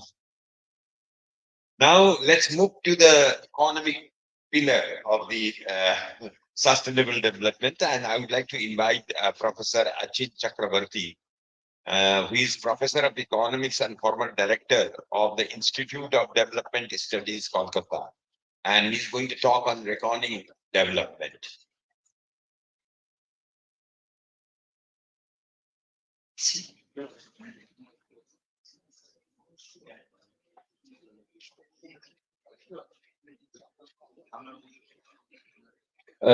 Very good afternoon to all of you, and let me thank the organizers of this conference for inviting me to present my views on sustainable development and higher education. But I chose not to focus on the very big issues which Professor Rudner has already spoken about, and rather passionately, that about the big civilizations that we had during Harappa and Mohenjo-daro time. And I'm completely ignorant about Harappa and Mohenjo-daro civilization, except what we read from the history books. So I will not talk about that. Just now, Dr. Paul has given us an excellent overview of the kind of research that he and his team have been doing at their institute, and also generally the developments in science, which actually can help us to take forward our case for well-being of people in general. So I think that here we converge to a great extent, and I will take off from there. Even though I have a prepared presentation, and I'll be focusing on particularly this reckoning aspect, which, in other words, is assessing or measuring development. Now, assessing or measuring development is a special field. It's a special field, and many top researchers have contributed to that. And you must have come across many indices and indicators, either from the international agencies or even, from different researchers in the journal articles, published journal articles. You'll find that a lot of such things actually appear in these articles. Now, if you have some research interest in that, then let me start off with the example that Dr. Paul has given us, that about the ranking of the countries in terms of sustainable development goals. As you know, and which Dr. Paul has introduced to you, there are 17 goals and 169 indicators. And so it's a huge task to summarize that, to rank the countries in terms of a single composite index. So a single composite index is, by definition, it's a composite index, composite of different indicators, several indicators. Now the question is, how do we make that kind of single composite index, which should be acceptable to most of us who are informed, who are familiar with this indices, who are familiar with the indicators, who are familiar with the data sources as well. Now, this is, I think, the central to most of our discussions of development, including sustainable development. So that's why generally I have given this title, Reckoning Development, which means that without assessment of development now, you really cannot compare countries. You cannot compare the regions or the states of a country like India, even further down to different subunits like block level or panchayat level, all kinds of development issues, unless you understand how the indicators actually behave, how the indicators are aggregated into some kind of composite index. Why is it important? It's very important because nowadays, not nowadays, throughout the history of this index, you'll find that controversies are part of this work. In other words, any index, any composite index you pick up, you'll find that there are people who are criticizing that index, there are people who are advocating and supporting the index. So it's a contested area, and that contestation, and we shouldn't be dismissive about the contested nature of the area. Any research area, in my view, is contested and contestable. So any research area is contested and contestable. Let's keep this in our mind. You are the young researchers and they are going to be researchers. So any field of research is contestable and contested. And that's part of our life. We write papers, we discuss papers, we go to conferences and seminars, we confront others who question our findings, and then we revise, we modify our results, we do again, we go back to again our research, either research labs or to our computers, and then again we do our research. So this is the process of research. So it's not that there is something final that we can say, because ultimately how our contributions, how our research contributions will be used by society, I cannot dictate that. So that will be decided by the society. It's a matter of social choice.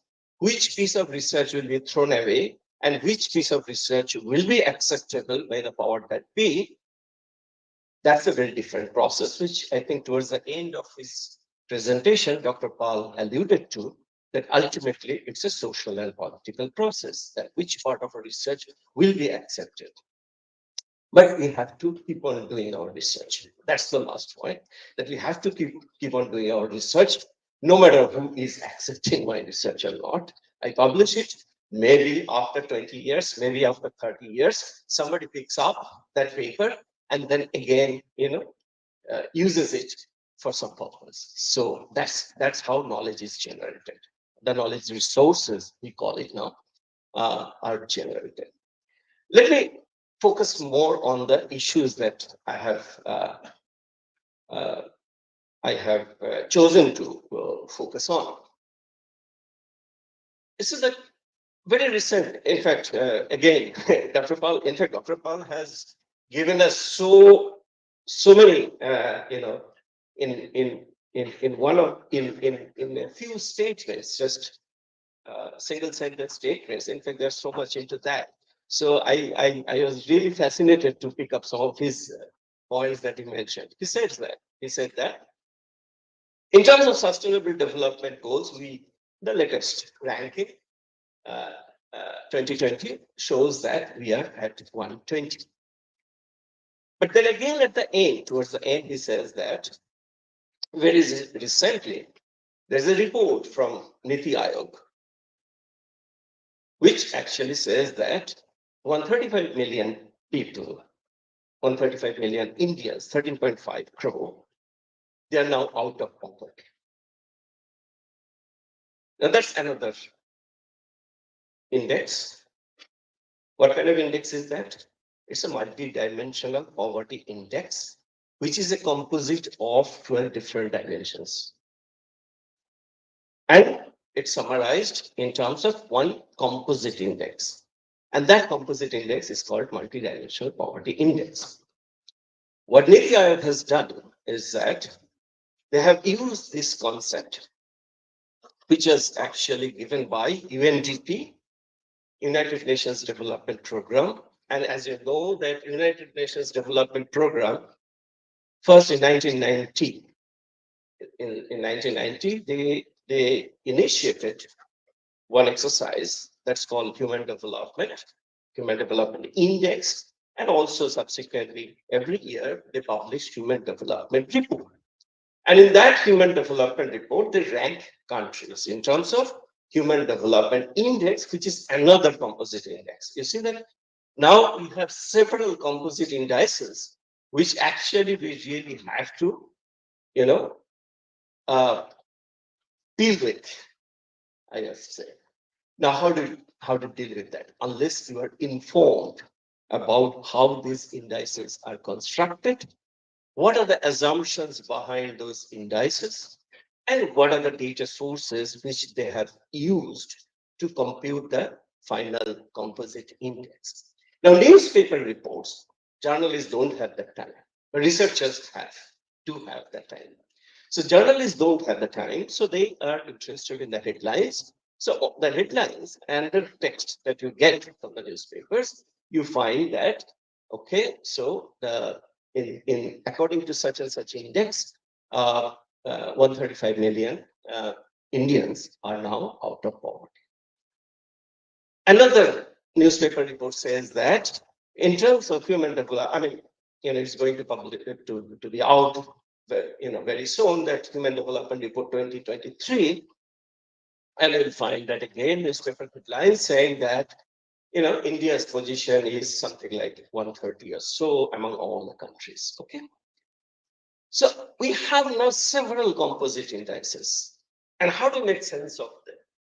How do you make sense of them? Now, broadly, if you think about development as a process, then it's a qualitative process, no doubt about it. So any process is intrinsically, it is qualitative. But we need certain quantifiable aspects of that process, which is qualitative. The quantifiable aspects of the process of development.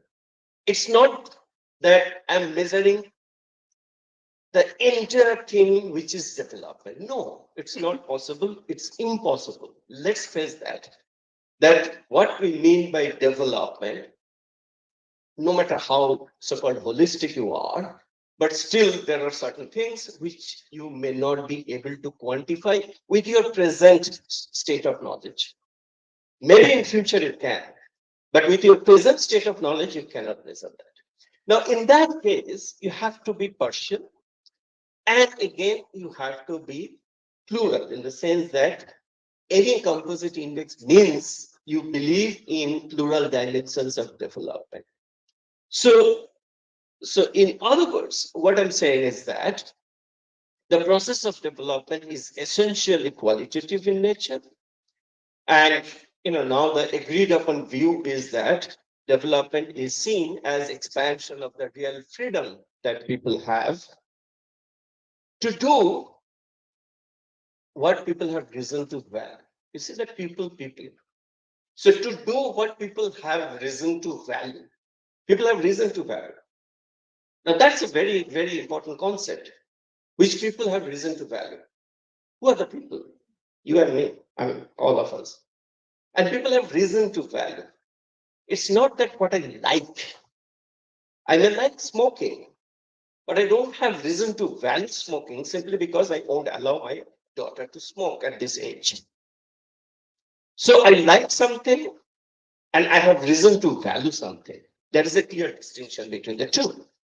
So the idea of development actually hinges on that notion of freedom, which allows me to choose what I have reason to value.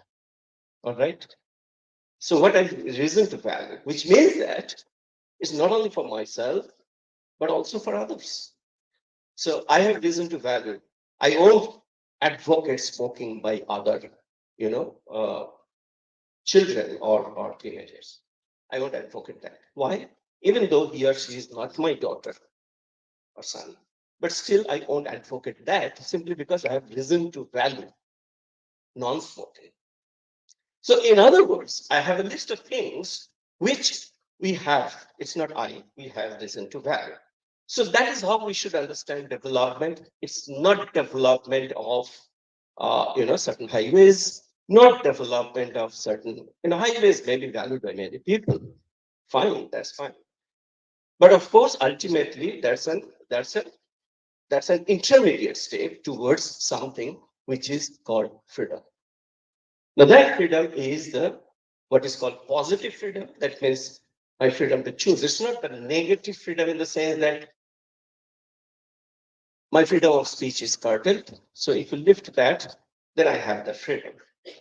Now that's negative kind of freedom. But positive kind of freedom needs resources actually to bring about that freedom. That is, I have the freedom to choose a healthy life. That freedom actually has to be brought about by some kind of intervention and resources, and people like Dr. Paul. They intervene, they bring about changes the way that we look at health and detect our lack of health. And that is something which actually requires resources. So ultimately, it boils down to allocation of resources across various competent kind of areas. Where should we put our resources? Should we put our resources on something which most of the people feel that we don't have reason to value? Or whether we should put our resources on something which people have good reason to value? So health is, of course, one of them, and education is another. So that's why Human Development Index, the classic Human Development Index, starting from 1990, they had these three components: one on health, second one on education. It's a composite index again, and then the third one is what they call standard of living, which is basically per capita uh, uh, national income at purchasing power parity dollar, PPP dollar. Those of you who are student of economics, you know that what it means, what PPP dollar means. PPP dollar means actually it's a comparable, not by exchange rate, it's by comparable living standard. For instance, if I have $1 in India, which means that I have around 80 rupees, and with 80 rupees, actually, I can have a full lunch in India. But with $1, you cannot have a good lunch in US, even the minimum standard. You can't have a lunch in US with $1. India, not only 80 rupees, but in terms of the quantum that you get with 80 rupees, that varies from country to country. So with a common basket of things, people have calculated that what would be the equivalent of that? What would be the equivalent? So by that equivalence kind of relationship, we call it purchasing power parity dollar. And usually the countries, the third dimension is actually this per capita national income in purchasing power parity dollar. Now, I'll come back to this point. Let me give you one interesting. Now, if you look at this purchasing power parity, this is the latest figures from Human Development Report. One of the richest in terms of PPP dollar per capita, Qatar, Luxembourg, and India 6,519. Now, let me do one kind of exercise. What is the midpoint of this line, vertical line? The midpoint is 46,862. Right? Now, let me ask you, you don't have to know all the figures and all. I have given you kind of range.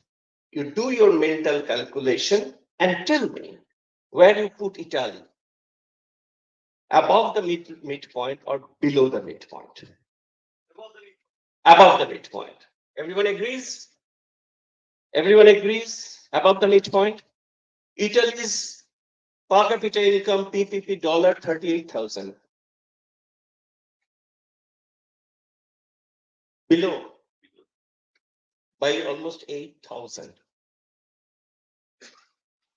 Why did you say above? You're not wrong. Why did you say above? you have certain mental model of Italy and Luxembourg, even though you have never been to Luxembourg, but you know that they are the developed countries and they're close to each other. But Italy is much closer to India than to Luxembourg in terms of purchasing power. Shocking, isn't it? Italy is much closer to India in quantitative terms compared to Luxembourg in terms of purchasing power. So what is happening here? What is happening here is that, in Italy, people may have 2 cars, and Luxembourg 2 cars, US 2 cars, big house, etc., etc. So you have a kind of common understanding of living standard.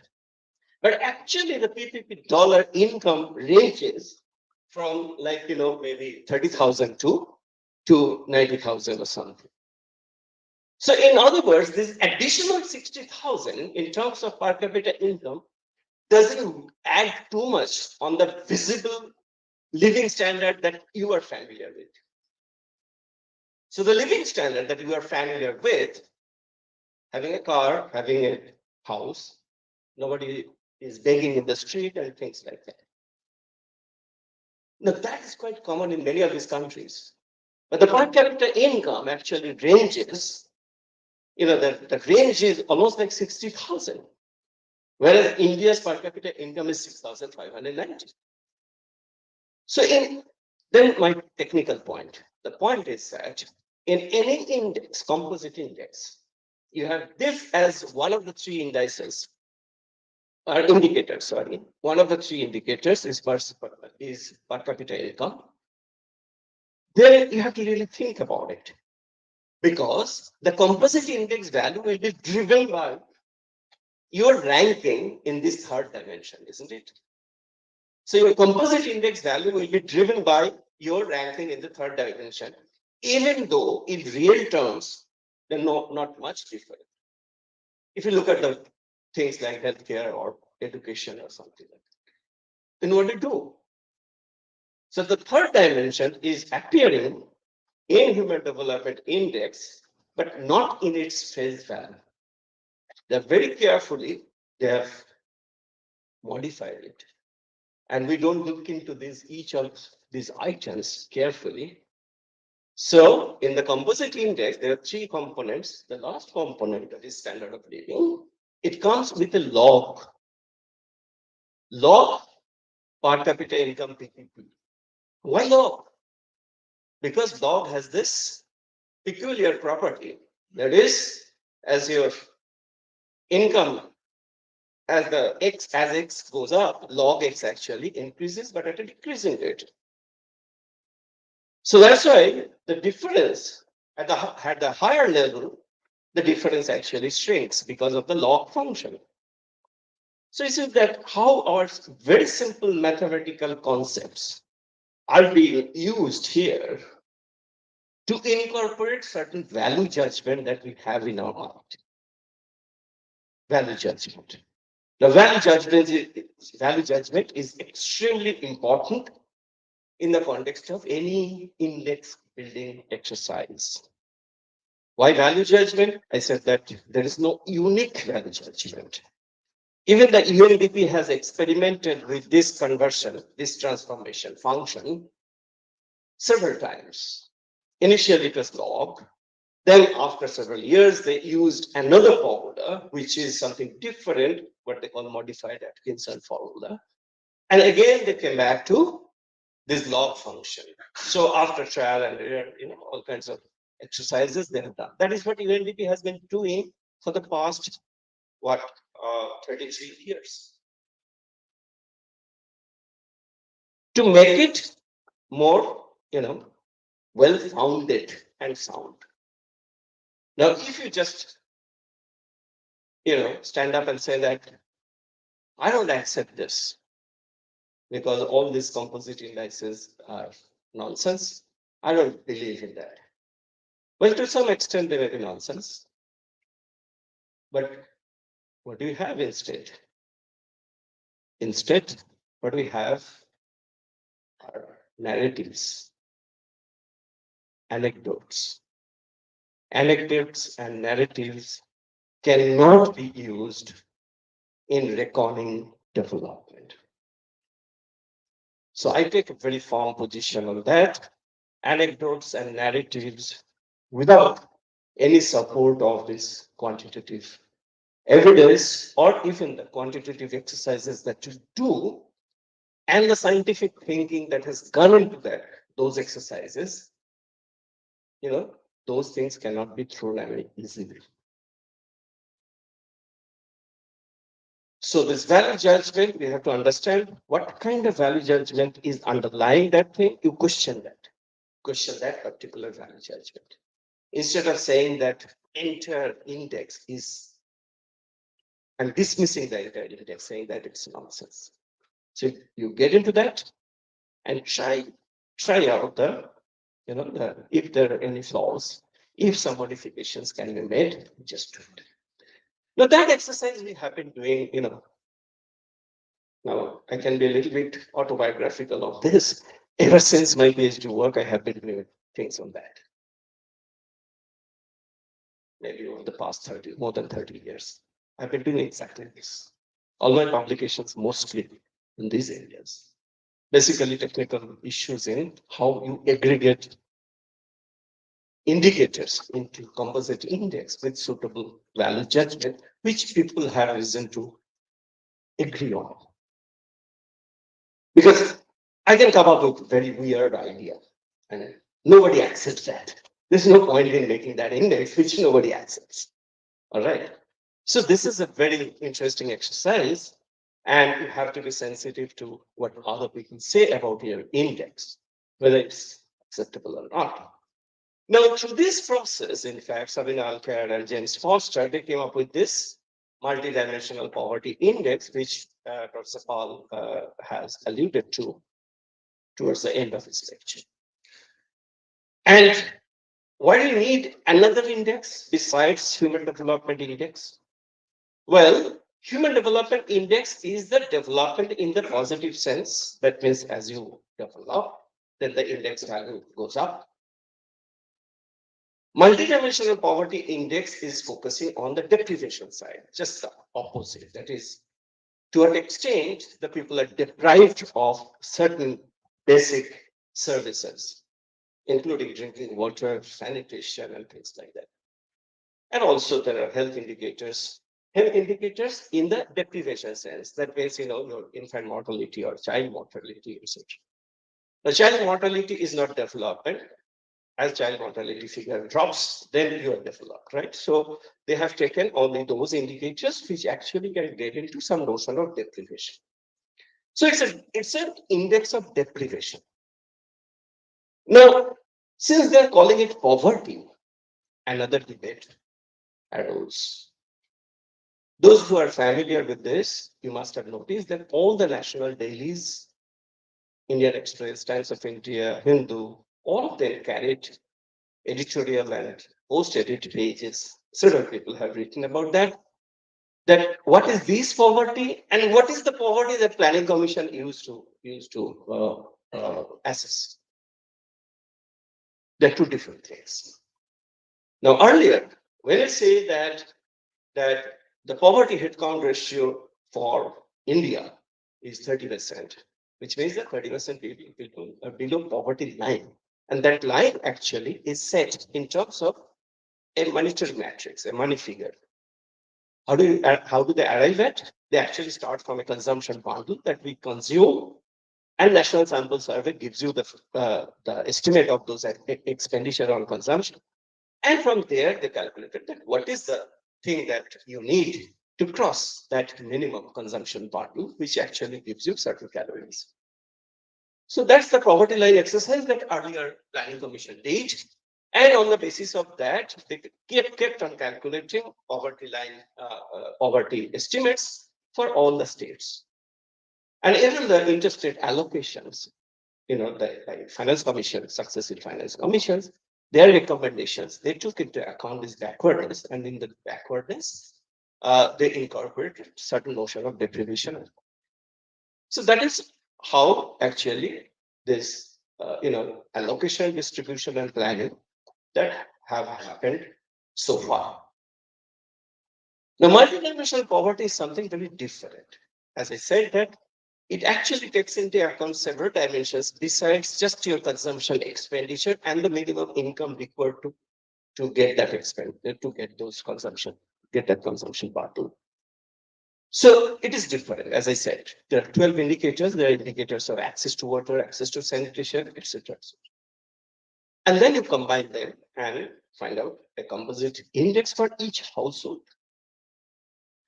And if the household consists of 5 members, then accordingly you can calculate how many actually have come out of poverty between certain time period, of course, because they have used National Family Health Survey 4 and National Family Health Survey 5 and National Family Health Survey 4, 2015-16, National Family Health Survey 5, 2019-21, in between COVID. And so it's basically, it's a 4 or 5 year period in that 135 million people have come out of poverty. Now, one might be curious to know how much time do we have? Another, it depends on interaction. If you want to have longer interaction, then 5 minutes. Okay. If shorter, then you can. Okay, maybe in 5-7 minutes I'll finish and then. So then obvious curiosity as a researcher would be that, so what happened to that, the other one, that is consumption or income-based poverty? What happened to that? Well, I mean, to do that, you have a problem because you don't have the latest data set on consumption expenditure. You cannot do that. So in other words, now, if you have to reflect on this, then as a thinker, as a social scientist, what do you say? You say that, oh, I think this consumption expenditure has certain properties, certain characteristics. And MPI indicators have certain other characteristics. Probably they capture certain things which actually develop over time, over a longer time. And consumption expenditure may have or have the potential to capture sudden shocks. In other words, if your income drops, your consumption, obviously you got with your consumption. And that sudden drops actually, you can capture with periodic surveys of consumption expenditure. But National Family Health Survey doesn't do that. It actually captures those other non-income indicators or non-expenditure indicators. You see, so they are basically talking about two different things, and we have to understand that. Then how do you then make sense of poverty? Poverty must be declining, no doubt about it. But to the extent that I am able to say, then I have to look at both in a plural sense. That means, in terms of these other indicators, obviously we are better off compared to 2015-16. But in terms of consumption expenditure, we cannot say anything because we don't have the recent national sample survey data with us. Now that would be the objective and scientific statement. Instead of saying that, we don't accept or we don't agree with this index or that index. Fortunately, since MPI actually shows good things, so yeah, so that's why not much controversy there. But if something shows bad things, then obviously one has to justify that why it looks bad. So this justification comes from the scientific community. Has to come from the scientific community. It should not be left to the political commentators because they don't have the time to get into the construction of the index. So if if a political leader requests me to explain to him that what NPI means, please tell me, I'll be happy to explain to him. That's our job. It's our job. So just to, so I think I have made several points here. First of all, composite index making is not a straightforward addition or aggregation. It involves other things like this kind of exercise, where you convert a particular indicator into a suitable formula which reflects our value judgment. Now, that's a very different kind of exercise. Scientists don't have to deal with value judgment at that level. But the development experts and practitioners, they have to do that. They have to do that. Otherwise, your composite index doesn't make sense. If there are three indicators, one indicator's range is such long compared to life expectancy at birth. Now, life expectancy at birth, what is the range? It is like 52 to 80. That's it. So 50 to 80, one variable. Another variable, you're 3,000 to 90,000. So if you combine them, obviously that one indicator actually overwhelms everything else. So one has to be very careful when you combine these three indicators. So this is the point that I'm trying to make, and we call it valuation. So one is that identification of the quantifiable aspects, the first step. What are the things that I should include in our index? What is the foundation or argument that I'm giving, like deprivation, non-income dimensions of deprivation, like MPI? It's a very well-defined, well-founded concept. Income dimensions separated from there. So first you have to have that conceptual background, which I call identification. That means what are the indicators that you have to identify. Next step, second step would be what is called valuation. That means each indicator, how do you actually modify it? How do you actually make it, like range between 0 and 1, so that, they become pure numbers and you can add them or multiply them. So they in Human Development Index, they make all of them pure numbers lying between 0 and 1. And for that, actually, Human Development Index value also lies between 0 and 1. Third question is that how you aggregate. Now, aggregation formula, it could be anything. It can be just arithmetic mean. Just add them and divide by 3. The easiest thing. And we will understand that. How about geometric mean? Why don't you use geometric mean? Well, even ENDP tried that as well, geometric mean. And geometric mean has a particular property. It actually gives greater weight to the lowest number, so that when the lowest number actually makes equal improvement, then it gets reflected in the composite index in a higher value. But arithmetic mean actually, they treat them perfectly substitutes, which means that your life expectancy has come down, but your per capita income has gone up. Your ESDI remains unchanged. So life expectancy at birth has come down. That's a disastrous situation. Very few countries actually that happened. That happened in only Africa, during this AIDS epidemic. So life expectancy at birth usually that doesn't come down. But if that happens in a country, but the country at the same time has raised its per capita income, then your Human Development Index is actually neutral. Cannot treat this. One is substitute to the other. So you have to think about that as also, that how you can get away from that substitutability to something where they are interconnected. So that can be reflected. So geometric mean, as you can see, that it is somewhat interconnected, but arithmetic mean is not because of addition. So all these issues are clear in the aggregation formula, etc., etc. So my last point is that next time when you see any index in newspaper reports, you ask yourself, everything is available now through Google search. You ask yourself, are they right? Did the journalist get it right? So you ask yourself that question as a researcher. And I do it all the time. And that's why I keep on writing commentaries in Economic and Political Weekly, just based on this understanding. It's very fruitful. And that then triggers some kind of debate. Somebody again then writes a rejoinder to that. I think that debate is healthy and it's good. That keeps us, you know, good. So research is fun, particularly when it comes to this kind of research, when actually you are at the center of the debate. You see, this is fun.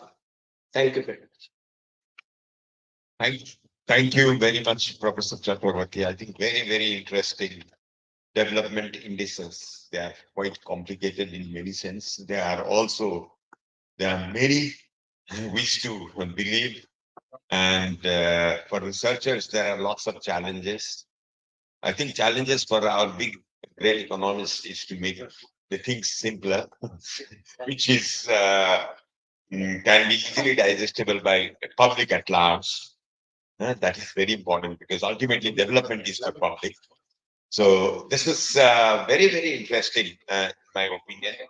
I was also very much happy to hear about the multidimensional poverty indices, which I also talked a little bit yesterday, and he nicely elaborated that part. I have just mentioned, but I think he elaborated. So we have gone deeper with your economic background. And if you look at really in terms of looking at the countries which he has shown, I think sometimes what we see and believe is not true. So, example of Luxembourg and Italy, I have been to both and number of times, but still I was not able to evaluate by being present there. And you can imagine from outside, it will be even more difficult. So in this context, I think what he has presented is it's not simple. So we need to really, when we design our research, all these has to be analyzed and has to be looked into because the scale at which he has talked is higher, but it is the process. All these are applicable even at the lower level when we design our programs or research projects. So in this context, I think this was a very, very exciting presentation, even for a layman in terms of economics, as an environmental person, I think I really enjoyed. So I'd like to open the floor now for questions, clarifications, or inputs. Yeah, there.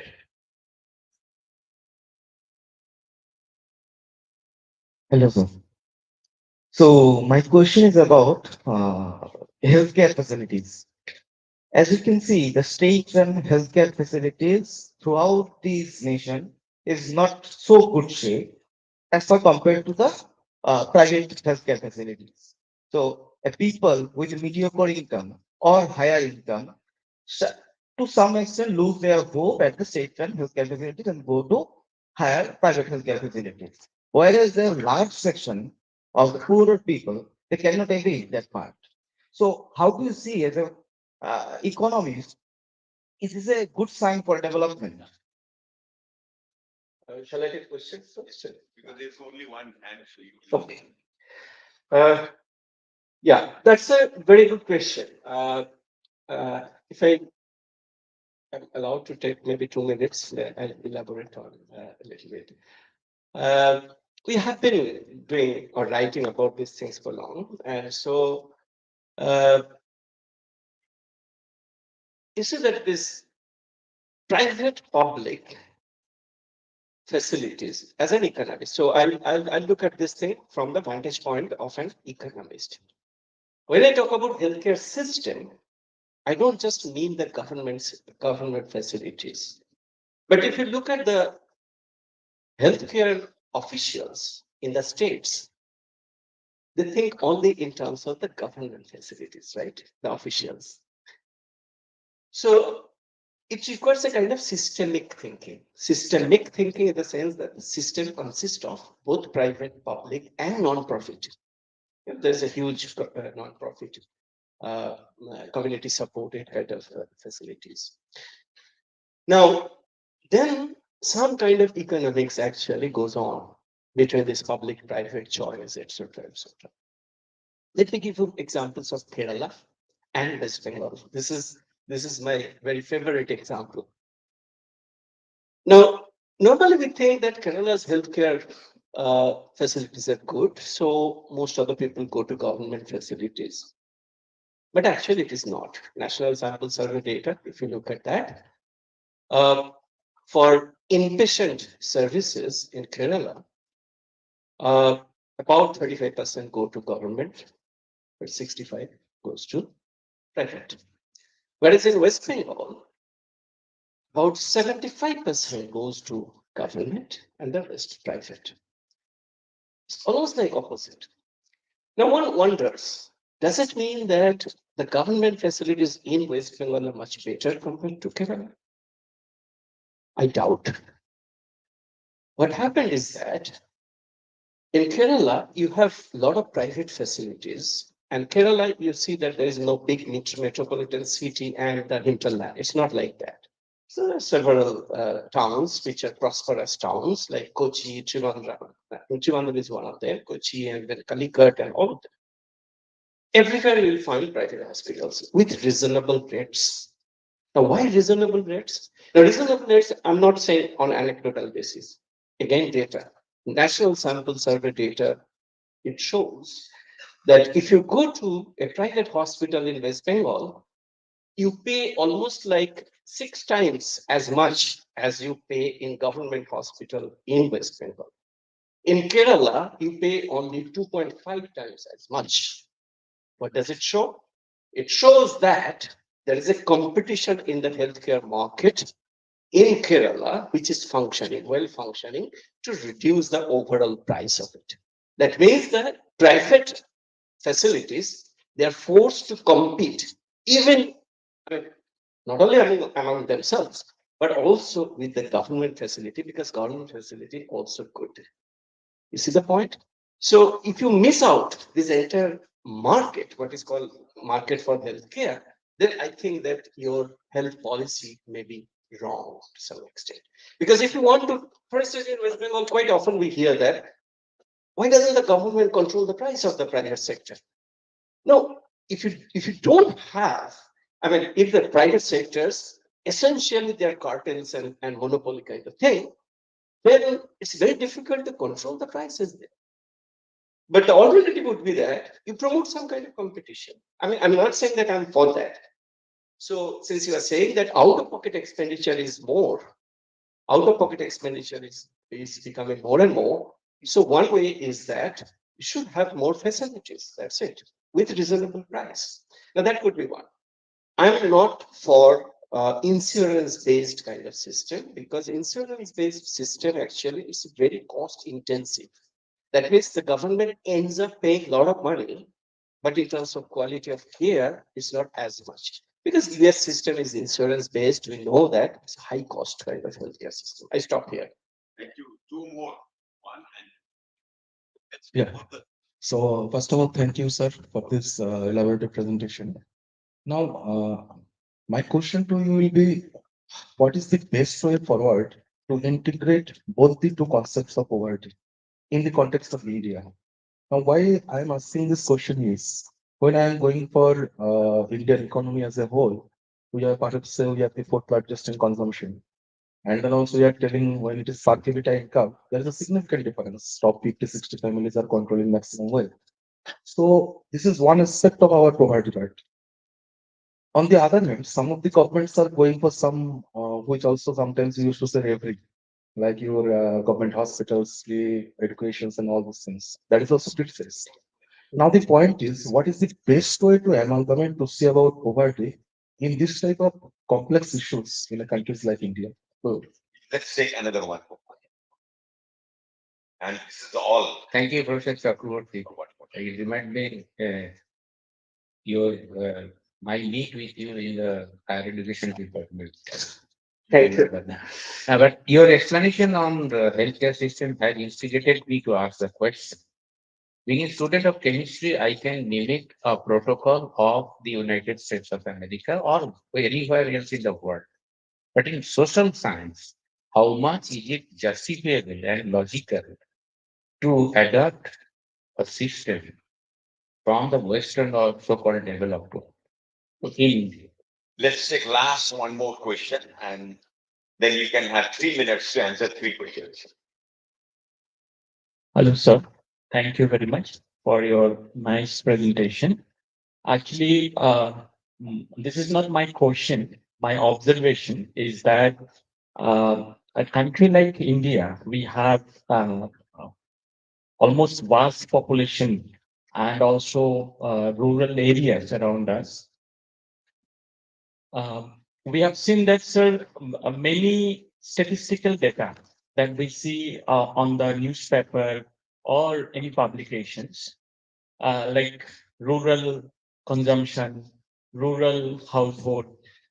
Uh, what I suspect is many of us never seen anyone coming for data in our village, and most of the data are generated uh, artificially. So I suspect that. And country like India, I think we are having very poor infrastructure for this data management and statistical things.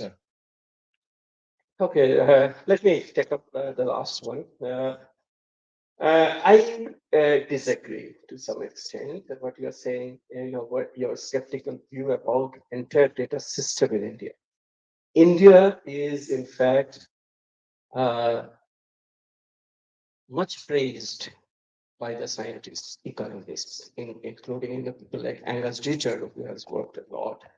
So there are many in top Eastern universities who have actually dealt with national sample survey data. They find that India is a pioneer in data collection efforts. So I'm not going to be that dismissive about it. National Sample Survey, which started in the 50s, if you look at the series of national sample surveys, no statistician actually questioned basic statistical anomalies in the data. When you collect large scale sample survey data, statisticians have ways to test that if there are anomalies or not. So I don't think that anyone fundamentally questioned national sample survey like earlier. Recently, there are some controversies, but that's a separate issue. Second, think about our census data. Now, census data, again, it's a huge exercise.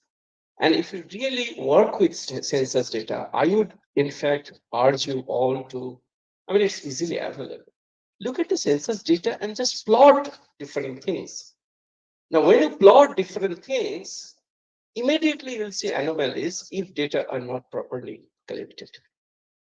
But I see kind of patterns in census data, which actually, makes me proud that, this huge census, earlier it was not handled device or anything. This time, actually, we are going to do it, app-based kind of thing. But earlier it was just filling like that and then entering. It took 4 years to complete that, entering the census data and publishing the first primary census abstracts. And the quality, even census data, I don't think that many people have questioned that. So if you have these kind of doubts about this large scale survey data or census data in India, I would say that they're the best in this part of the world. Now coming to your village surveys. Now village surveys, of course, they are individual researchers. So that's why we have what we call ethics in research. And we actually pledge that when we do research at the doctoral stage, we have ethics committee. We ask questions about the, whether it has been done ethically or not. So all these checks and balances are there. So if you keep your skepticism in your mind, then I'm afraid we cannot make any progress on that. Data are imperfect. But look at the marvelous work that the statisticians have done with NSS data.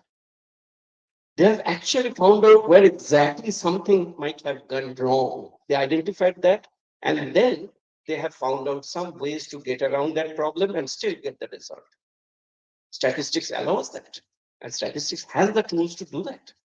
So what I'm suggesting is that apply your scientific mind to the imperfections, whatever imperfection we have around. But please don't treat around imperfections. Life is imperfect.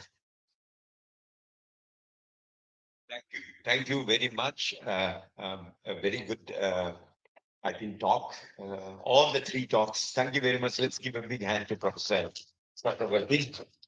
Meanwhile, and we are almost on time, 3 minutes. So we started late, but I have to congratulate all the three speakers who have spoken less than what they were advocated, and we had good interaction as well. So I found the session very, very interesting.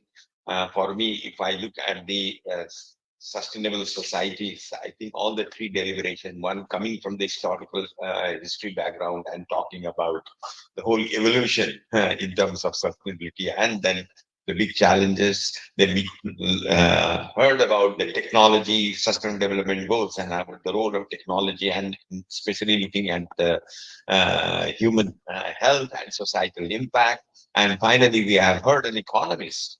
See, all these indices are sometimes very confusing, and what inference you make out of it. And especially when it comes to national decision or international decisions. So they may not be a very good one. So for the researcher, it's the challenge that now you take and develop it. And for a layman or for an environment person, maybe, or for a technological person, we would like to see more simple indices which are very easily understandable and which are yet representative of the purpose of such a indices. So with this, I would like to conclude the session and thank all the participants who are sitting here and interacting, and also the three very prominent speakers, and they made the whole morning session a very lively session. Thank you very much, all of you. Thank you. And big hand for Professor Sharma. He has wonderfully conducted the session. So I really appreciate that, and thank you very much.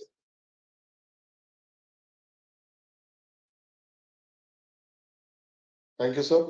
The Director of Research and Development Cell, Professor Ajay Krishna Shara, will make a few statements here.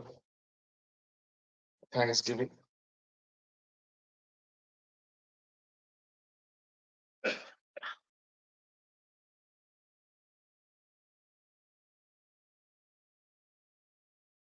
Very good plenary session.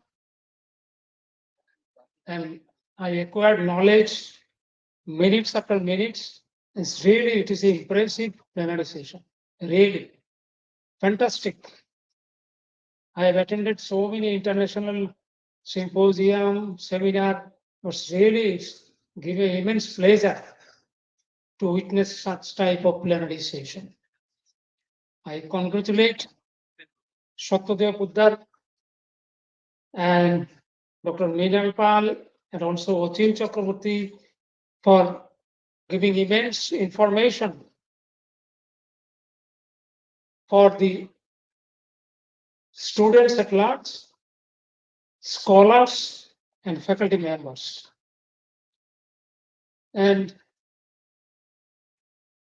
it gives a boost up to concise all these concepts of this first plenary session into a transdisciplinary approaches for the societal improvement. This is the motto of our conference. And lastly, I convey my gratefulness and respect to our chair, Professor Ekalubba Sharma.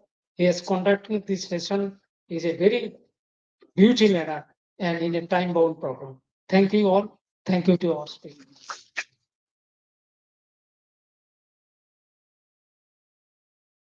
It has been a thoroughly enriching and academically dense plenary session this morning. Like a student, I was really admiring the way in which all the three plenary speakers, hailing from their own respective domains, refrained from overtly technical jargons and have successfully made themselves so accessible and so lucid for the broad cross section of audience hailing from diverse disciplines. So Thank you. I thank Professor Satyadev Poddar, Professor Milan Pal, and Professor Achin Chakraborty for sharing their thoughts, their years of research and professional expertise with us, or obviously our Tripura University will remain indebted to you. I thank also Professor Eklavya Sharma for being so ably and eloquently chairing the plenary session and summing it all up. With these words, I request all resource persons, registered participants, and volunteers to proceed to the new guest house for lunch. We shall assemble again in the respective seminar halls in the academic building 11 for technical sessions 2 and 3, technical session 2, prototype and poster display, and later technical session 3 from 3:30 in academic building 11. So see you all again after lunch in academic building 11. But also remember, tomorrow we assemble here from 10 o'clock for the next plenary session. Thank you all.